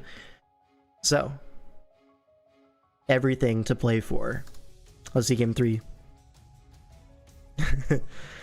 Okay, completely different mode from Jay now. It's going to be Ogerpon and the Volcarona. And this is going to be a more offensive lead compared to the Klefki. But Probopass and Valiant going to be the same lead as game 2. Excuse me. And we know this Probopass is, you know, Iron Defense and Body Press, Protect, and Rock Tomb. But now this Valiant is looking pretty scary. You can taunt the Volcarona if you want to. You can also just go for a close combat into the Ogerpon if you wanted to. Break the Sturdy, get your Body Press KO on that. Not open up the Encore possibility on a like Iron Defense.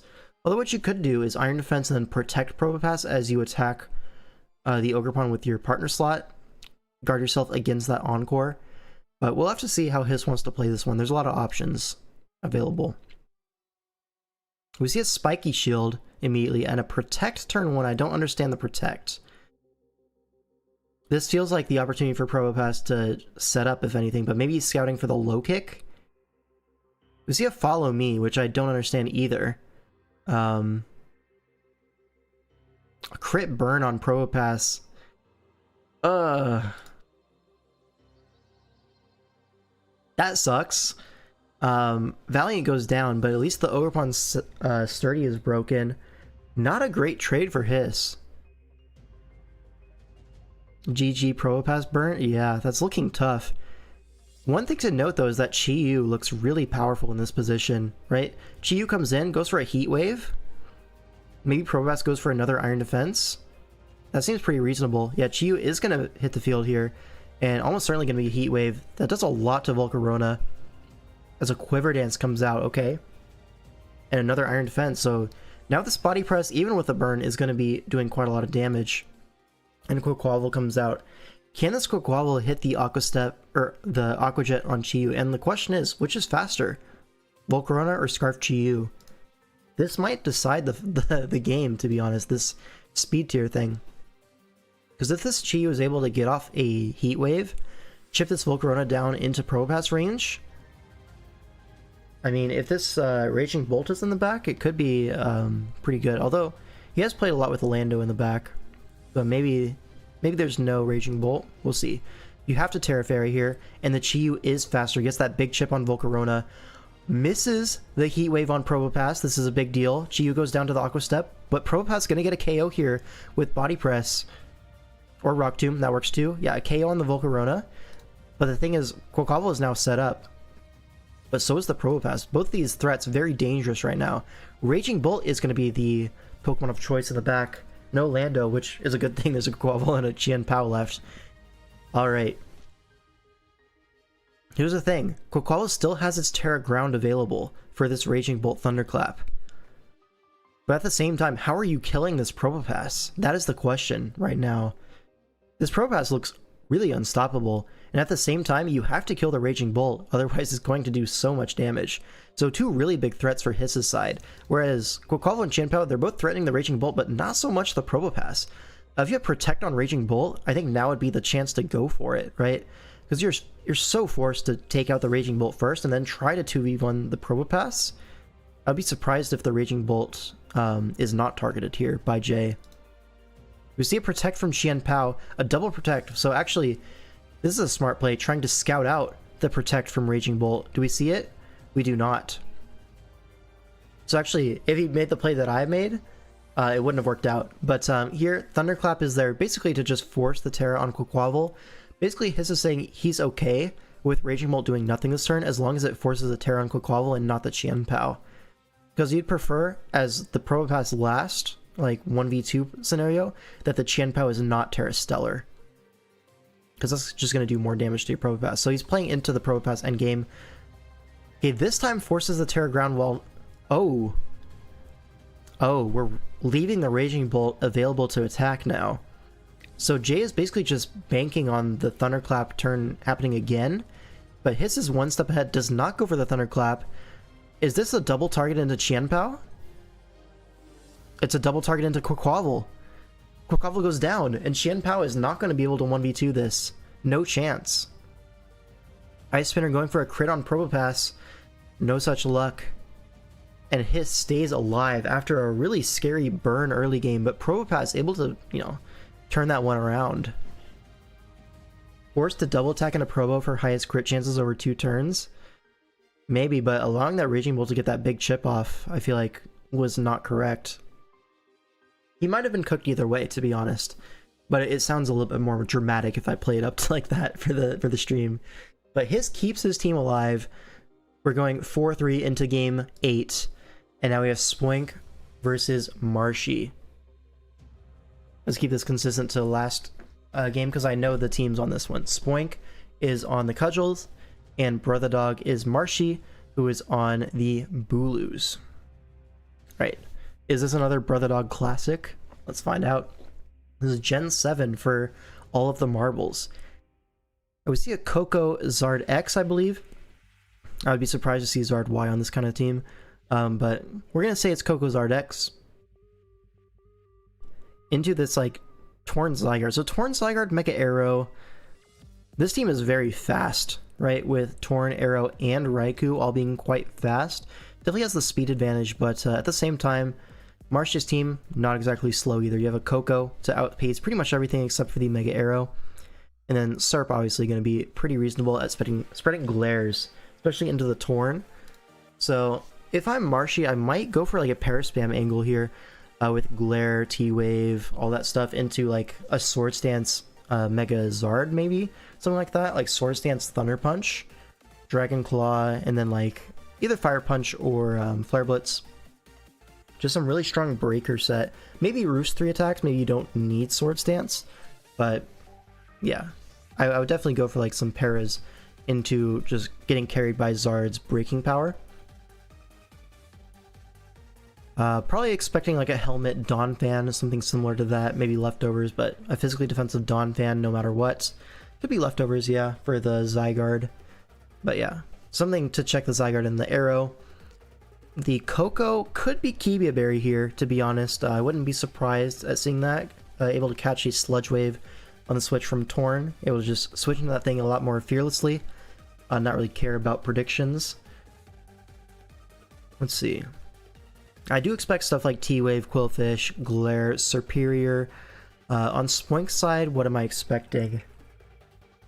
This Zygarde could be a DDZ Dragon.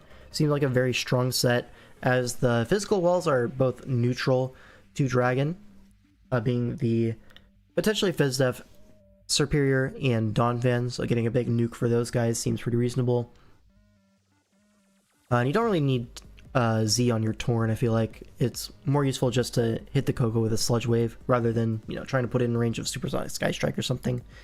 And there's a Jirachi at the end of the day as well, so Torn probably just going to be more of a pivot, switch into Serp, stuff like that, U-turn out. What's this Azu going to be? I feel like Belly Drum does not seem reasonable at all. A lot of checks to that guy. But what is good on this Azu here? There's a Quillfish and a Serp and a Coco. Like a lot of things that Azu doesn't really like. So maybe this could just be like a Rocky Helmet bulky set to trade HP down versus Zard. I could definitely see that because nothing else really wants to switch in on Zard. So maybe that's Azu's job here, given that the offensive set is not that good. Maybe it could be Whirlpool, Perish Song. That's another option. But that does feel like it lacks any amount of urgency, right? You could be Sap Sipper, right, as a Serp switch-in that guards your Torn against the glares. So your Torn doesn't have to switch in on glare. Your Azu can take that job. Completely hardball Serp. Maybe it is just Strength Sap, Whirlpool, Perish Song. That's a combination that was not legal in Gen 6, but I believe it is legal in Gen 7, thanks to some move tutors or whatnot. However that works. So that could be the set on Azu, I wouldn't be surprised. We see a Jirachi mirror. I feel like on Marshy's side, I really want Healing Wish for my Zard. Zard just looks so incredible. I definitely want Healing Wish on my Jirachi, whether that's on Scarf Jirachi or maybe a physically defensive Jirachi. I think either is fine. Physically defensive Jirachi actually looks really nice here with something like Toxic Fire Punch. Like think of like the ADV set. Something like that does look pretty reasonable here. Could see an Ice Punch as well for the Zygarde.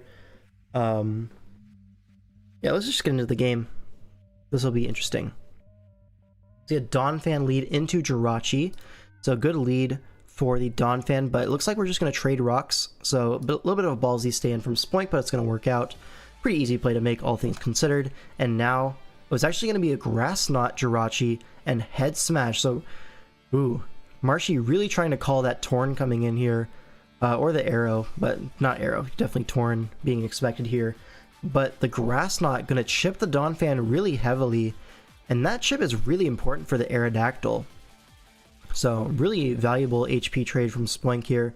But it's not a 2-hit KO on the Donphan, so might want to switch to Torn this turn. So if Marshy wants to double down, totally reasonable. Actually, no. Okay, with the leftovers, okay. Yeah, doesn't go Torn this time, but Jirachi able to take that and is going to 1v1 the Donphan. Now it's very low. Goes for another Psychic as the opposing Jirachi comes in. And a double to Coco, expecting a Shadow Ball maybe? A T-Wave. Okay, that worked out. Now probably just going to see a U-turn as it kills and if something switches in. Okay, never mind. We're going to T-Bolt. And immediately going to Z into the Zygarde. Twinkle Tackle, but it's Assault Vest Zygarde. But because it's Spadef AV for no goddamn reason, we don't even kill the Coco back, folks. I understand Spadef AV can get you some crazy calcs, but guys, make sure you kill the guy you're trying to check. So the Coco lives to fight another day, but at the same time, when are you getting a spin-off, right? And you do have the E-Speed follow-up, so actually, that's probably fine at the end of the day. But able to save that Coco, go into Quillfish, get the Rocky Helmet chip, and now honestly, the Healing Wish into Coco option is looking a little bit reasonable, right? Coco kind of kills 3 of these guys, Torn, Zygarde, and the Azu. You're only really worried about the Raikou and the Mega Aerodactyl. But at the same time, that Mega Aerodactyl is looking really scary. But the Coco is saved. Maybe as Sack Fodder, maybe as Healing Wish. We don't know yet. Serp comes in, gets big chip on Raikou. Okay, freeing up the Coco endgame with the Guave Berry. But this chip is very big. Jirachi gonna get sacked off. Do we see a Synthesis here? That would be huge. No, just a Leaf Storm. So probably Choice Superior if I had to guess. Maybe Scarf. No, it's not Scarf, but it stays in on a U-turn. and is going to get rewarded with another KO. It's clearly not Sap Super Azu, otherwise you would have gone to it years ago. Zygarde going to get sacked off here as he goes down. Serpier doing a lot of damage here. Now Torn comes in for another U-turn. This time, going to sack the Coco. Okay. As I say, you kind of did all that job, all the hard stuff to get that Coco Healing Wish into position, but maybe it's a little bit too hard into the arrow anyways. I get it. Now Qwilfish comes in to check the Torn. This feels weird for sure. Raikou going to come in on the expected T-Wave as T-Spike goes up instead. Interesting. Doesn't feel super impactful, to be honest, because the main threat here is that Aerodactyl. Right now, the only thing that really takes the arrow hit is that Jirachi. So we really need HP on our Jirachi. Now I'm going to sack the Serp to the Raikou. A Calm Mind on the sack, really nice. Now Zard has to take the +1 hit. Can it do it? See, the T-Bolt does 42, and it is going to live. Goes for a Flame Charge, which is pretty nice here. I'm going to 2-hit KO and get the speed boost. Another Flame Charge. But now you're getting Aqua Jet range, Rocks range. Pretty free Aqua Jet. Honestly, just go Qwilfish and get your helmet. Yeah. This is nice. I like this. It's a forced Aqua Jet. You save your sack fodder for the arrow. Really nice stuff. Now Poison Jab. Gonna put this Azu in Poison range. Or Rocky Helmet range, whichever comes first, which is going to be the helmet. Now Arrow comes in. Takes Rocks. We see the Zard sack. This is what we saved it for. And it looks like a sack war, but Marshy just has 4 mons to 2. Oh, now we see an Intimidate. Does... What? Why do we do this?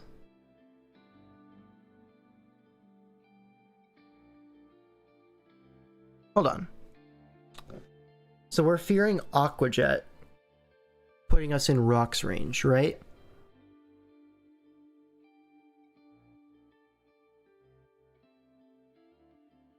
Oh, actually, you know what this is? This is pretty interesting. If the Jirachi takes an Earthquake, you're gonna lose to Torn. I didn't realize that till now.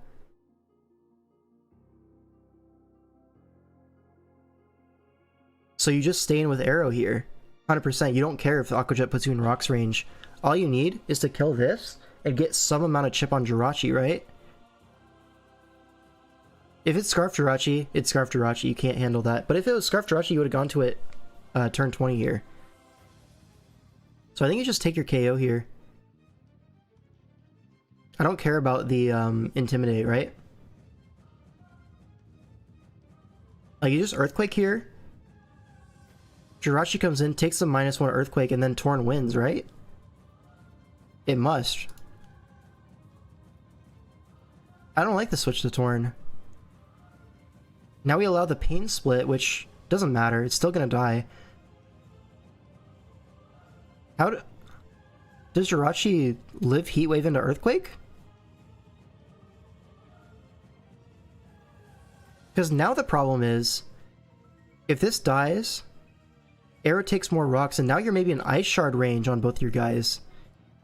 Maybe that's the danger here. We go Arrow?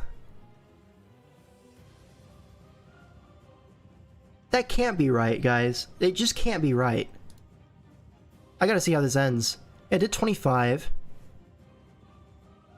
So if we just do some math, that means earlier if we just KO'd the Qwilfish and then hit the -1 Earthquake on Jirachi, it would have done 37. So this Jirachi would have been at 45. And then you have to assume Torn has something to hit Jirachi for 45, right? It's Scarf Torn. Okay, it's Scarf Torn, but Heat Wave still kills everything. That doesn't change anything. Ear Dunk. That changes absolutely nothing. Do you not have Heat Wave? Surely you have Heat Wave here. Hurricane, U-turn, Sludge Wave, Heat Wave. That's just the set that it is, right? Are you random ass Grass Knot for no reason? It's not? Oh my god, it's actually DFL. Weakness Policy, another Iron Defense. And we allow the Calm Mind. It's Foul Play? And we allow a Rest. Okay, dude. Nah, this is insane. This is just insane, no?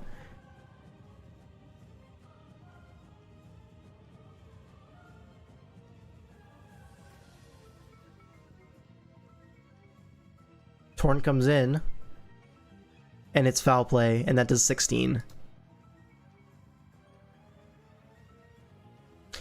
Folks, we're going to tie breaks. That's crazy. That's crazy, dude. Okay, so knowing the set now, if we go back to here, so I see the vision now. Marshy is trying to get the Intimidate so that you can Iron Defense on the Aerodactyl and then rest up. And that's what Marshy's going for, which does make sense.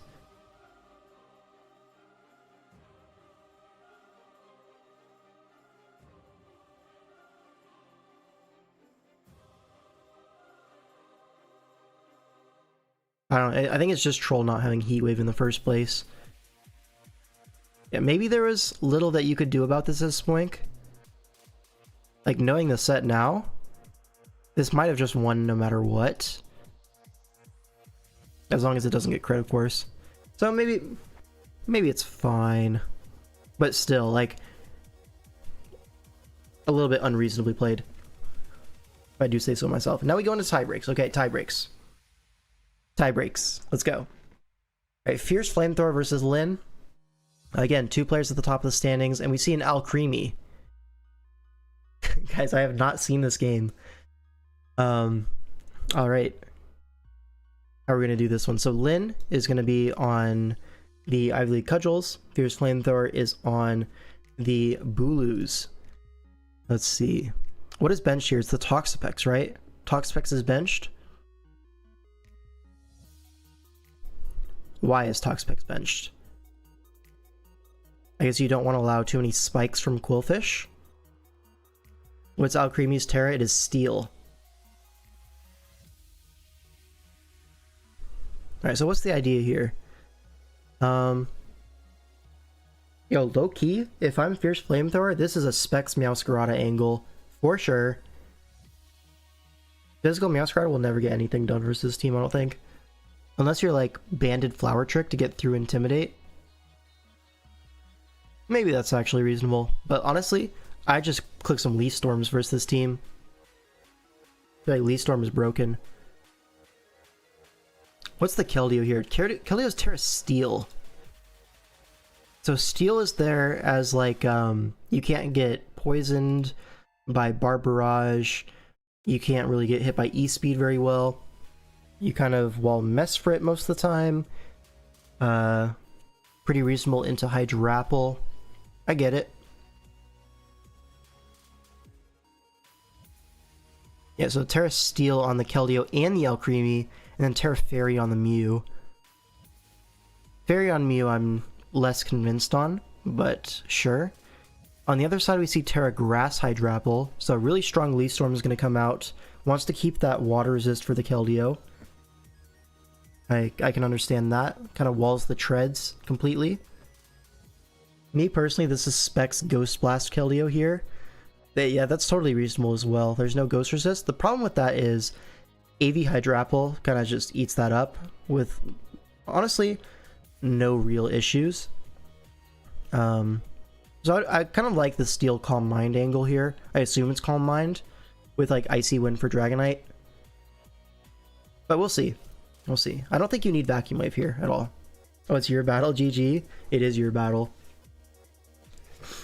Any insight you want to share?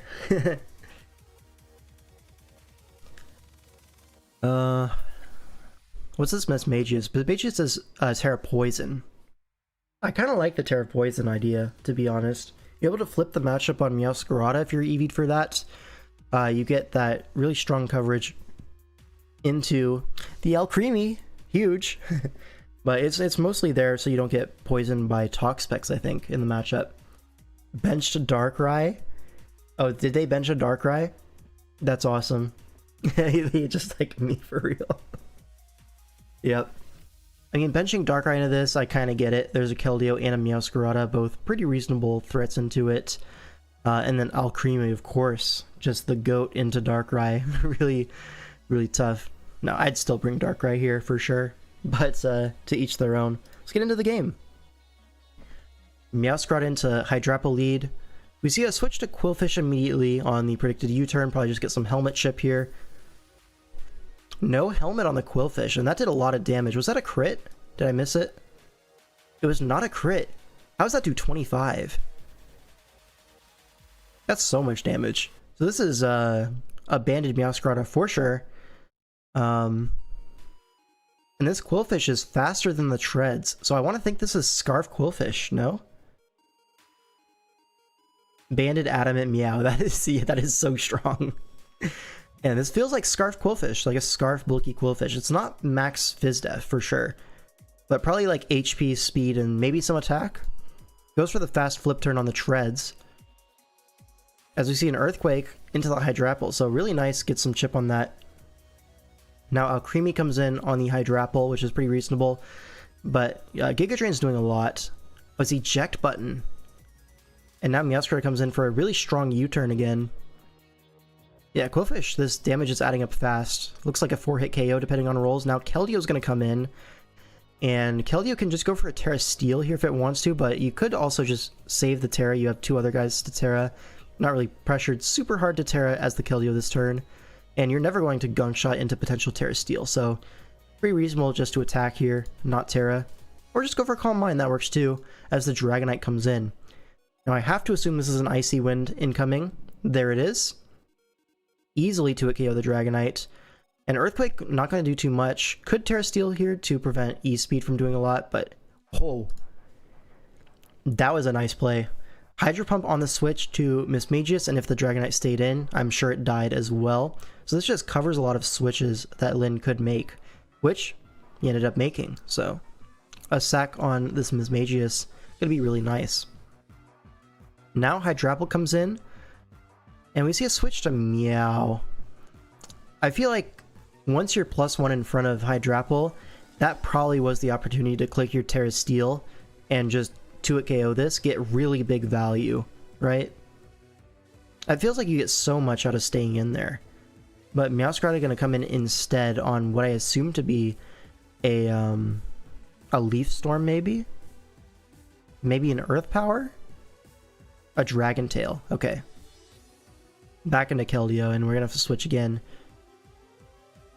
Now Alcremie comes in, you can just recover on this, but I'm going to choose not to, okay. Gets Meowscarada in for a triple axle. This should kill Hydrapple from full. Yeah, easily. And we do get 3 hits. Yeah, so really nice triple axle. There's no real resist left with Quillfish at 50. Mesprit comes in and we stay in. Big chip on Mesprit, but we're going to lose our Meowscarada for that. Oh, catches the rocks?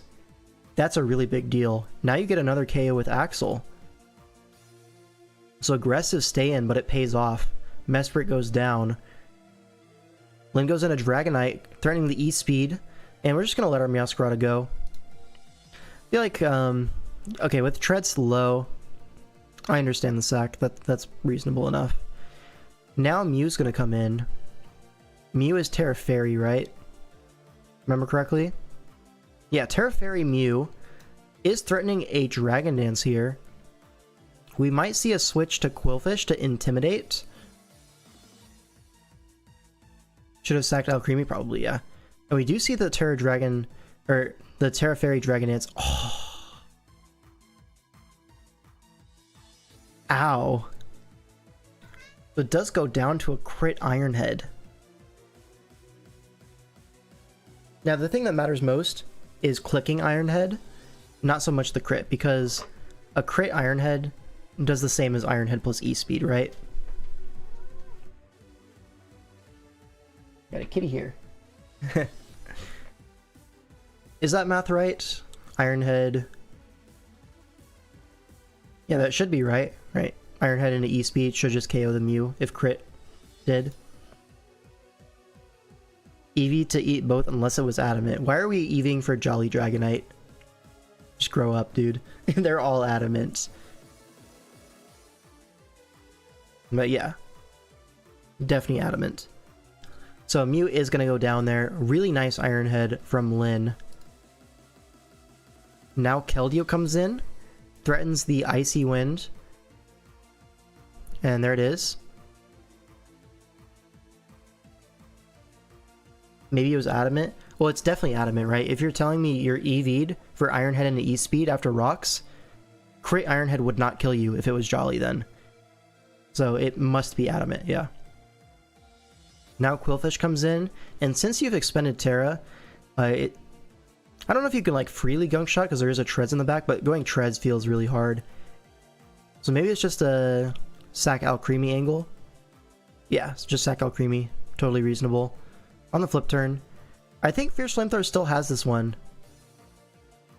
Because Treads in, Keldeo comes in. Why do we Vacuum Wave?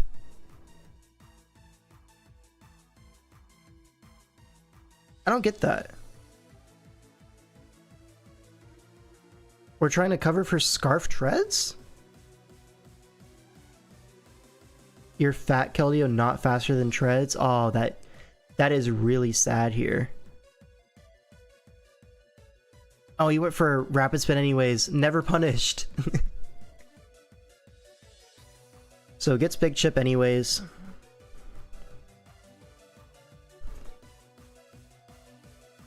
Knockoff, so no spinner. Yeah, never punished. And now Quillfish comes in. Quillfish cannot lock a move to kill both these guys. Yeah, locks Gunk Shot, but there's a Treads in the back. LOL. So still, we're fine, but that could have gotten scary. Honestly, you were probably fine either way.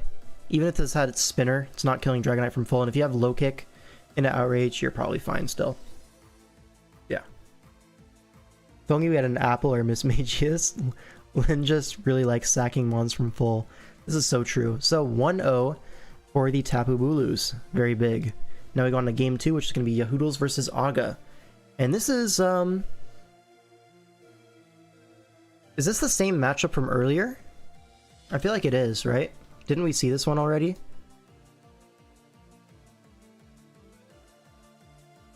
So Yahoodles versus Fiend, but different teams. But Aga played this matchup. Yeah, Aga played this. No, this isn't even Aga. This is, yeah, rematch of Ultraviolet versus Hanguini. But different pilots. Interesting. So both teams are going to have to come with their second option for team building. Because you don't want to bring the same paste as the regular one. And this time you are going to see the Iron Moth not benched, which I think was a mistake the previous time. So they're going to rectify that. Is it the same 6? We see a Fortress. This time no Fortress. Instead there's going to be... What was benched? Was it Cyclozar? No, there was a Cyclozar. It was D-Knight. We benched a D-Knight before? Okay, well. D-Knight making an appearance now. Which, okay. For all of the marbles, we're coming out, we're bringing our top 6 on both ends. Makes sense. OMG DFL. Yep, this is tie breaks the second game. So right now, Aga must win or else his team's eliminated. Yahoodles playing for the entire tournament win here. Look at these Terra types. We can see Terra Water on the Gliscor. This is interesting. It's there for the Iron Moth. It's for the Keldeo. That sort of thing. Also pretty reasonable into the Lando. You get Terra Blast coverage into both Lando and the Moth. Not that you needed that as the Gliscor, but... Actually, do you even run Terra Blast? You run Ice Fang here for sure. EQ Ice Fang. 100%. So I'm just stupid for saying otherwise, my bad. If you're double dance Gliscor, like Earthquake Ice Fang, super good. What else here? Fairy Moth on Yahoodle's side. So Fairy Moth is there to kind of flip the Meowscarada Keldeo matchups a little bit, as well as you get that really sweet Terra Blast, or like the boosted Dazzling Gleam coverage into Double Dragon. I really like that Terra Fairy option, for sure. On the other side, we're going to see Terra Water Keldeo, which again, I feel like in this matchup, you want to be Calm Mind with a Terra that beats Sinistra. And we're just, again, refusing to do so. I don't get it, man. Maybe these guys just don't have 10,000 hours on Keldeo like I do, but I see this match, I'm like, you must have, like, Terra Flying or something. Like, we're just stupid. It can happen, man. It can happen. So Terra Water makes me think this might be Specs Keldeo. and you're trying to muscle through Sinistra with Specs Terra Water and just have one button to click, rather than trying to Calm Mind and Terra Blast it with flying or something like that, which is multiple steps that, you know, more things can go wrong with that. So I understand a little bit, but still, Sinistra should be able to be EV'd for Specs Terra Water Keldeo. That doesn't feel impossible. And honestly, like a Spadef Sinistra, at any rate, looks pretty strong into the Iron Moth Keldeo matchup. Like, I would expect it to be more specially bulky than physically bulky. Okay, this Roaring Moon looking like a big threat. The only real check to this is going to be Scarf Meow or like a bulky Lando. And we saw last time in the regular series from the finals, this Lando was dead like turn 3. So this Moon, probably Aga's going to do a better job preserving the Lando if I had to guess. They kind of learned their lesson on that one. But yeah, this Cyclozar looking like a big threat. D-Knight looking like a pretty reasonable threat. Maybe it'll be stopped by the Gliscor, but maybe not. You know, that's always a toss-up. Depends on if you have the Terra available for the Gliscor or not. Because the Iron Moth does feel like it does deserve it as well. On Aga's side, we also see a Terra Ghost on the Iron Moth.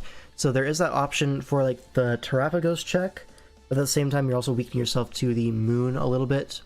Not that you beat the Moon in the first place, but something like a Terra Fairy would obviously make it so that you beat the Moon, unless it's Iron Head, which does not feel very easy to fit in this matchup knowing there's a Fortress on the bench. You definitely want Fire Fang, you want Knockoff, and you want a Dragon move for sure, and it's probably going to be U-Turn or Dragon Dance depending on the set. So, either way, let's get into this game. Alright, Roaring Moon going to lead off into the Meowscarada. Roaring Moon has to get out of there into the Quillfish, probably just going to see a U-Turn from the Scarf Meowscarada. Yeah, that looks pretty reasonable. And this Quillfish is not going to be Eviolite, it's going to be Rocky Helmet, which is something you do see in the Meowscarada matchup from time to time. You don't really need this U-turn to do 14 rather than 20, but you do need this Meowscarada to start taking some chip, dude. So, Rocky Helmet Quillfish, I think very reasonable here. Also, able to break multi-scale versus like E-Speed and stuff, you're able to switch it on that. Lots of use cases here. And now Keldeo gets on the field, and with no Eviolite, you are basically dead to Surf. So, if this Keldeo wants to just rip the Terra immediately, fish for a 2-hit KO on Sinistra with Hydro Pump maybe, that could be reasonable. Also possible is just go for an Air Slash on the switch. We saw that they did a very similar play in the other game, which did not work out, but that time the Quillfish was Eviolite and thus was able to stay in. Here, I don't think you can do that. I think you have to go Sinistra. So it's up to Aga if he wants to predict this or not. We do see the Sinistra, as I was saying, and he does predict it, snipes it immediately. And now Sinistra is forced out. You can double on this as Aga. Okay, Terrapagos coming in is crazy, no? Giving up the shell for free does not feel correct at all. But we're gonna do it. We're gonna give up the shell. Now this is okay if you're threatening a KO back, but you're just not. Cyclozar can come in here on the Terra Starstorm, takes 30. Why did it only take 31? So that's Spadef AV. He didn't even need to double because Specs Air Slash still had no switch-ins. I mean, Terrapagos can come in there. Iron Moth could have come in there for sure. I think the main threat in my eyes was the Iron Moth coming in on the Air Slash because you don't switch it on Moth well. So I kind of wanted to get ahead of that by like doubling to Lando on that turn because Sinistra can't stay in. It's impossible. Let's get the next couple turns. No, I don't think I will. So Cyclozar in on the Terrapagos is AV. Threatening a knockoff here or a U-turn. Can just go for the U-turn, but Terrapagos does stay in. And we go into the Iron Moth. Okay, this can Terra Ghost if we want. Okay, we U-turn again into the Cyclozar. As we go for a Crunch. Okay, so Crunch trying to call that Terra Ghost, which is perfectly fair play, honestly. If the Moth was staying in, it was going to Terra Ghost, 100%. But since it U-turned, it didn't have to, so yeah, makes sense. Now, Dragon Tail comes out. Now this Terrapagos is very low. Roaring Moon is forced out, but Roaring Moon is a big threat. You did not want to see this as Aga. So we could see a Lando switch in if it is Fizdef, which it looks like it is, judging that it switches in there. It takes 6%, and the helmet does come out. I would have much preferred to see a knockoff from Yehoodles in there. Get rid of that helmet, because now you're still going to have to take that helmet next time as well. And this Lando will get up rocks eventually. So trying to U-turn and then keep up offensive pressure to keep the rocks off, not going to end up working out, especially if we're going Gliscor to get the Toxorb activated. I mean, we're just going to get rocks up. Actually, a taunt, but no rocks. So both players not making the plays that I expect, but the slow U-turn does make sense given that the whole team is very weak to Specs Keldeo. Now Gliscor is basically in a position where it's forced to Terra unless something wants to die to Surf. And Aga knows this, right? Aga can go for a flip turn if he wants to, although it's probably not flip turn. With Air Slash, you would assume it's Water Move, Secret Sword, and Vacuum Wave. But maybe you could drop Secret Sword. Doesn't seem super useful. But, yeah, this Gliscor is going to Terra here, 100%. Could Protect first, but with Taunt, I don't expect Protect to be on the set. We don't Terra, but Aga tries to play around the Terra, goes Lando anyways. So, honestly, reasonable play from Aga. I think Yehoodles expects that and goes Terapagos, so kind of a one step above that. So well played, honestly, from both sides, kind of acknowledging the situation. Secret Sword Kelly is only if it's a Resolute form. Sure, yeah.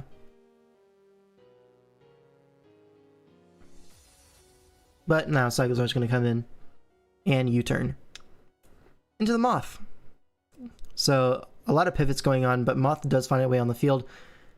Okay, guys, I know we all love Draft League here, but we can just click attacks, bro. You can just click an attack. It's fine. Another U-turn, another Cyclozar. Now we're going to attack. Gets the double edge off. Alright, now Moth comes in, goes for the Terra Fairy, but Cyclozar can just go for a U-turn here or a double edge. I think double edge is probably better. Get that guaranteed chip on the Moth seems really valuable, and the Cyclozar with the AV, the main thing it was here to check is the Sinistra, or not the Sinistra, the Terapagos, and that's already dead. So I think, okay, it's actually Scarf Moth, or it's just slower Cyclozar, which is also very reasonable because it took 31 from Terra Starstorm. See, actually, there's no way it's faster. Yeah, silly by me. So it's just going to go down there. Now Keldeo comes in, and we're going to see a Terra Water here. You only go to this if you're Terra Watering this turn. And now, because Yehoodles did not Terra his Gliscor, he has no real switch in to this Water move. He's going to be forced to go into Roaring Moon, which is going to take so much damage from this Surf. Yeah. And now we can just go Lando, get another Helmet hit off. Goes for the knockoff finally, but now the rocks are going up. Or you could even just go for a U-turn. There's no point getting rocks, honestly, when you can just U-turn to Keldeo and get another Surf KO. And that's exactly what he's going to do. So the U-turn to Keldeo machine is fully operational. Now Sinistra is going to be forced to go down here. To a KO by the Surf. And yeah, goes down. And Kitty wants to go on my lap. This is epic. Alright, another sack into the... the guy. And now it's just unstoppable. Was that your cat? Yes, it is. Oh, yeah. Can you see? You might be able to see. I actually can't see my webcam there, but... Yep.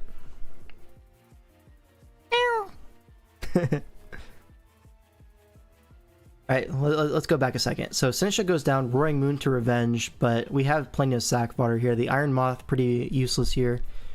Gonna go down to the Outrage, but with locking Outrage, we can just go Meowscarada, free U-turn, and now what? We're just gonna go Keldeo, right? And click Surf 3 times. There's no real way to stop this. Yeah, Sludge Wave, but even a crit wouldn't KO. Oh, that actually did not KO the Iron Moth. So now we're locked into the Sludge Wave. We can just go Lando if we want to.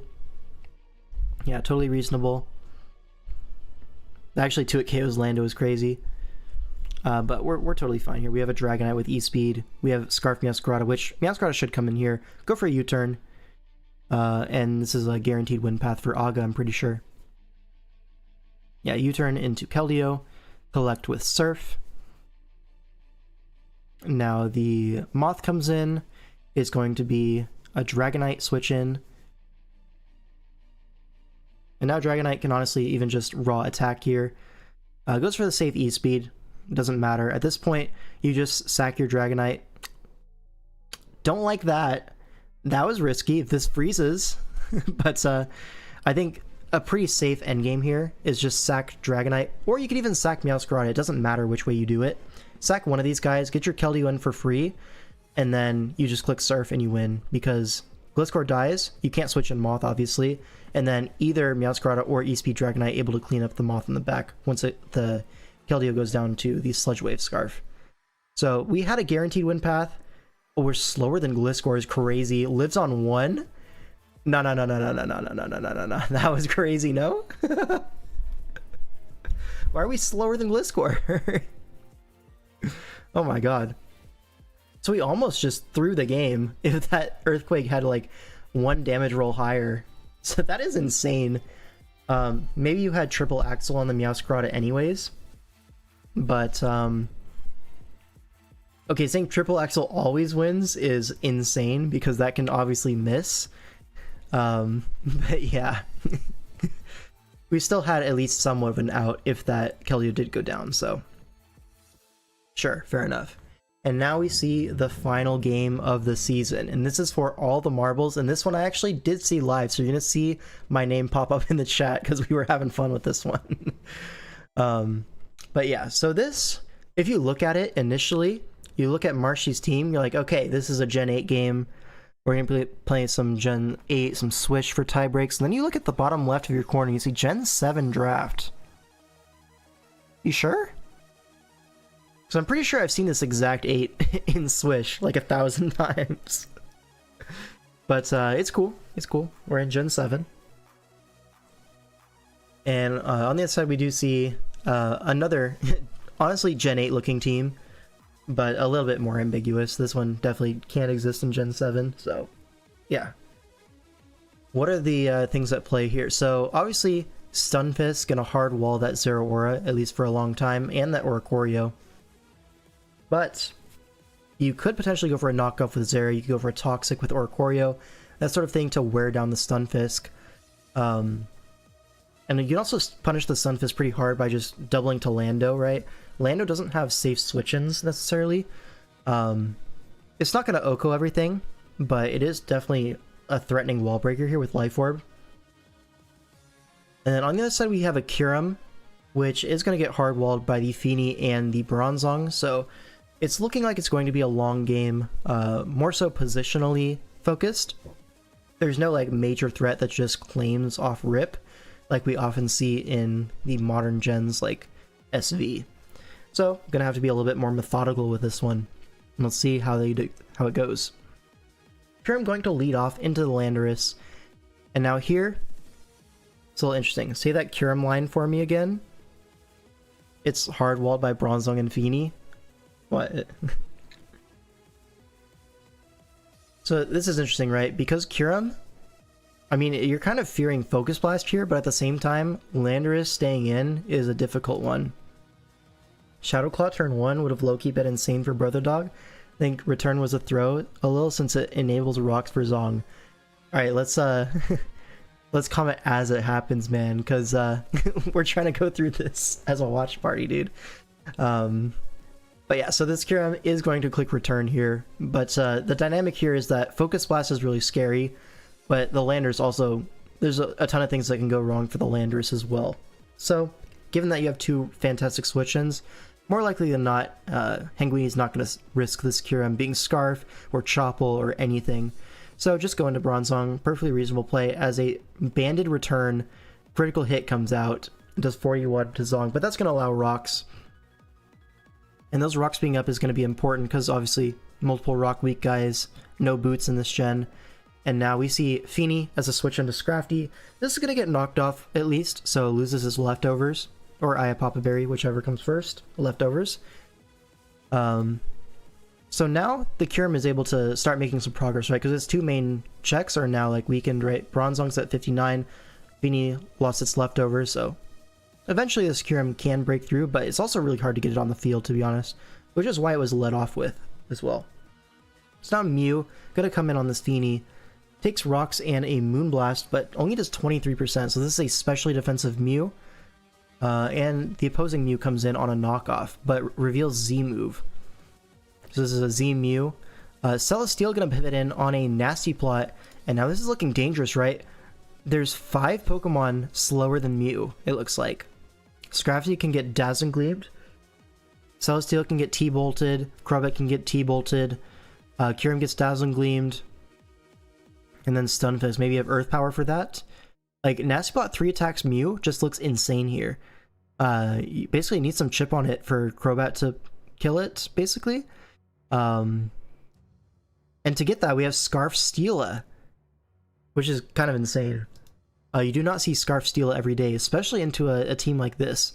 But comes in handy here. That Heavy Slam chip going to be really impactful. T-Bolt always going to KO the Steela, but the damage to this Mew has neutered it significantly. And there's no Healing Wish on this team, so this Mew is really dealt with. Now, Crobat's going to come in. You have to Brave Bird here. Doesn't Brave Bird like a beast. Goes for Defog. I don't know how that worked out, to be honest. But Oricorio does come in. Doesn't want to sack the Mew for no reason. And Marshy actually completely outplays. Gets the Defog off for free. And that was hashtag Raw. Could have gone really badly there if the Mew just attacked. But it's not the world we live in. Now, Kyurem going to be the switch into the Oricorio as we see a U-turn. So now the Feeney's going to get positioning here. And now Mew's going to come in. This is pretty reasonable. And we protect for no discernible reason. I don't understand this one at all. You should at least Moonblast there. Get some chip on the Fiend or on the Mew. But sure. Okay, Lando comes in on the Mew. Takes a crit Psychic, which is really bad, honestly. Maybe scout the move, but like... Okay, what move gets scouted and then forces you to switch out, right? If they click return, you're still perfectly fine taking the Feeney HP trade on Kyurem, right? And if they click return, are you really going Bronzong there? It did 40 with a crit.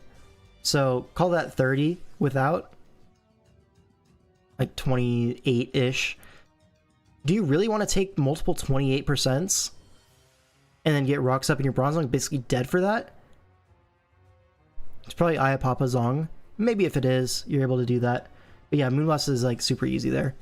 Like, the Kyurem's not staying in. Main point. Now Landorus has to take a crit Psychic rather than forcing this Mew to Soft Boil.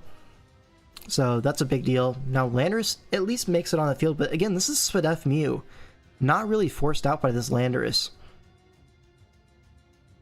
But we just crit a knockoff instead, which super sucks for Marshy. It was 2-hit KO'd by knockoff anyways, but now, big deal, the Mew is in Rock's range. So, yeah. Goes for the knockoff, gets rid of what was supposed to be a Life Orb, but is actually a Yachi Berry, and on a physical Landorus. And now, we reveal double Rocks, with Rocks going up from the Landorus, and this is a big deal as well. Was staying with Mew taking the knock the best play? What was Marshy's alternative play there? I mean, what else are you supposed to do, right? Are you supposed to go Crobat on like a supposed Earth Power / knockoff? Like, Crobat getting knocked off is like just as bad, I think. Maybe not just as bad, but it's still not good, right? And honestly, when I was watching this, I was thinking it was going to be Earth Power, maybe Rock Slide, and maybe Gravity or something to hit the Steela. But like, Gravity Lando, totally possible here into Crobat Steela. So like, going Crobat doesn't feel fantastic either. It could also just be Psychic, right, on a special set. Earth Power Psychic. If you Earth Power into Crobat, like, that's not even super good for you, because Crobat does allow in Bronzong for rocks as well. So it doesn't feel great no matter what you do. So yeah, and rocks go up. Now Scrafty gonna switch out into Crobat as we see a U-turn come out. This was also a surprise to me. I see knockoff Stealth Rock, I'm thinking, okay, Earthquake, Rock Slide. But we reveal U-turn instead, so this doesn't have Rock Slide, I would assume. I can't imagine you would go Earthquakeless. Or like Earth Stab, or Ground Stab in general. So U-turn was definitely unexpected here. So I understand why Marshy is capable of like switching out there, not expecting U-turn, but the U-turn comes in clutch. What can I say? Able to get switch initiative into the Zeraora, and now it's just a free knockoff here. If Crobat stays in, that's like basically throwing the game on the spot. So knock off the Stun Fist, very safe. And now Taunt trying to prevent the rocks from being traded, which is pretty reasonable. It's an aggressive play, but I get it. And an HP Ice is all you have to pay for it, because it looks like Marshy was predicting the Landorus to try to pivot in, or maybe the Oricorio, but probably the Landorus, right? Predicting like a Earth Power or something, but now we know it's HP Ice. Probably Shukazera. I don't know. I feel like he just thought Rocks was coming. Like, it's an aggressive play, but you can make it. It's not unreasonable. Now Feeny comes in on the Stunfisk, switch to Scrafty. This was a crazy mid-ground, right? Feeny here, kind of insane, but also, now that the Mew is in Rocks range, this Feeny is a massive threat. So finding a way to get it on the field into the Scrafty switch, truly incredible. And now, like, what do you do as Marshy? You're going to go hard Crobat on a potential Ice Beam. If Crobat comes in on Ice Beam, you will just lose, right? I think you really need to defog and get this Roost off with Mew. Mew is the only thing that can, like, wall out a lot of this team. It's like, what do you even do here? He ends up sacking the Scrafty, which is like, why did he stay in, right? But what is he supposed to do? Like, realistically, Crobat in on Moonblast, you're still forced to Roost. You can't really stay in and defog. And then on that Roost turn, we're going hard Zera, you know what I mean? I think Marshy had to save the Mew HP probably and just go bad against Lano at that point. Yeah, I think that would have been better, but it's still not good, right? This is just like a really horrible situation. Now the Crobat goes for the defog, takes a Scald, goes down. Finally the Mew can defog, but it costs us 2 Pokemon to get this position. What you're saying is Hangweeni's the best in the world and there's nothing Marshy can even do? That's basically what I'm saying, yeah. Give or take. Or take. Now here Mew goes for a Calm Mind on the Roost. I don't know if I love this Calm Mind, but I at least understand it, right? You see Knock Psychic, and you know this Mew's going for a Roost. May as well take your Calm Mind while you can get it. And this Feeny is like kind of poised to take another KO here. Will get chipped down by Psychic into Kyurem range, and Kyurem is probably going to be faster, but still, that's a great trade for you. Now Moonblast comes out to 35, which is a lot. Another Roost comes out. Probably going to see another Calm Mind here as we go for a Scald, fishing for a burn, and get punished by a Gunk Shot Poison, which is insane. But now, here's the thing, right? Marshy can just Roost 2 times in a row here, and he's going to for sure. Scald comes out, another Roost comes out, and now Feeny's going to go down to the Poison, and okay, we're just going to crit the Mew instead. Awesome. Now here's the thing, right? Moonblast is doing probably around 40-something%. If Scald did 35, we're going to say Moonblast did a clean 40, right? Let's call this Mew at 68% after Roost. Is that enough? It's still a 5v3. You have Zeraora that can come in right after for the follow-up. Go for a Plasma Fist, maybe, but then Stunfisk can come in. I don't know, it gets a little bit messy. But the thing is, this Mew is really hard for Hangweenie to kill. That's the thing. So, like, getting it dead here, huge deal. Like, it can kind of Roost on a lot of these guys. I don't know if it mattered, but it definitely was not completely over until this crit. And now, it's just cooked. It's... Shout out Fagos. Now Mew can come in, get some chip, sack it off.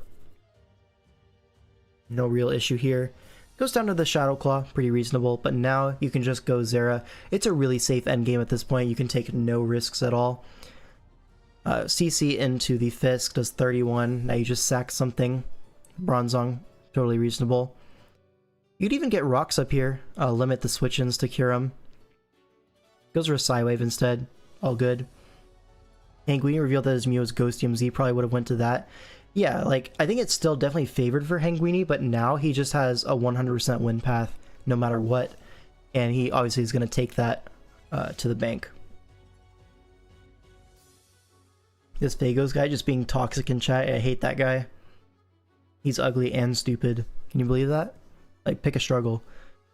And that is going to be the series. So the tiebreak ends up going 2-1 to the Ivy League Cudgels, and they take the DFL championship. Imagine if Shadowclaw was click turn 1 though, the game would have been so different. Yes. If turn 1 was different, the game would be different. Yes, you are so right, Agency. It's so true. If you played perfectly, you would have won. Yep. However, folks, this is DFL. Congratulations to the Cudgels. Very much a deserved win. They were first seed basically all season. And yeah, that's it for me. Thanks everyone for watching. And kind of on a break for Mons right now. I think Glop was planning on doing the Swish tour coverage. I don't know when exactly his stream is going to be. He said he's still most likely planning on doing that. So if you guys love watch parties, that's a great place to go. Anything else I want to plug? Anything else I want to say? Not a whole lot. I don't know. I'm kind of on a Mons break right now. Kind of focused on some other stuff, but we will be back for DPL in a while, but it will be a while. Yeah, DWL. I don't know if I'm playing in that. The format does seem a little bit silly, but there's a custom, so who knows? I might be in the mood at that point. Remember a Kieran Black crit Oko of Bronzong in DPL? That was crazy, yeah. Yeah. For now, maybe some future content on like just general tier stuff, like for SV, like what are the Mons that are doing well right now. We do a little bit of review on the Mons themselves, do a little bit of a highlight sort of thing, but probably not going to be weekly streams for a while. But anyways, thanks for watching, and I'll see you in the next one whenever that one is.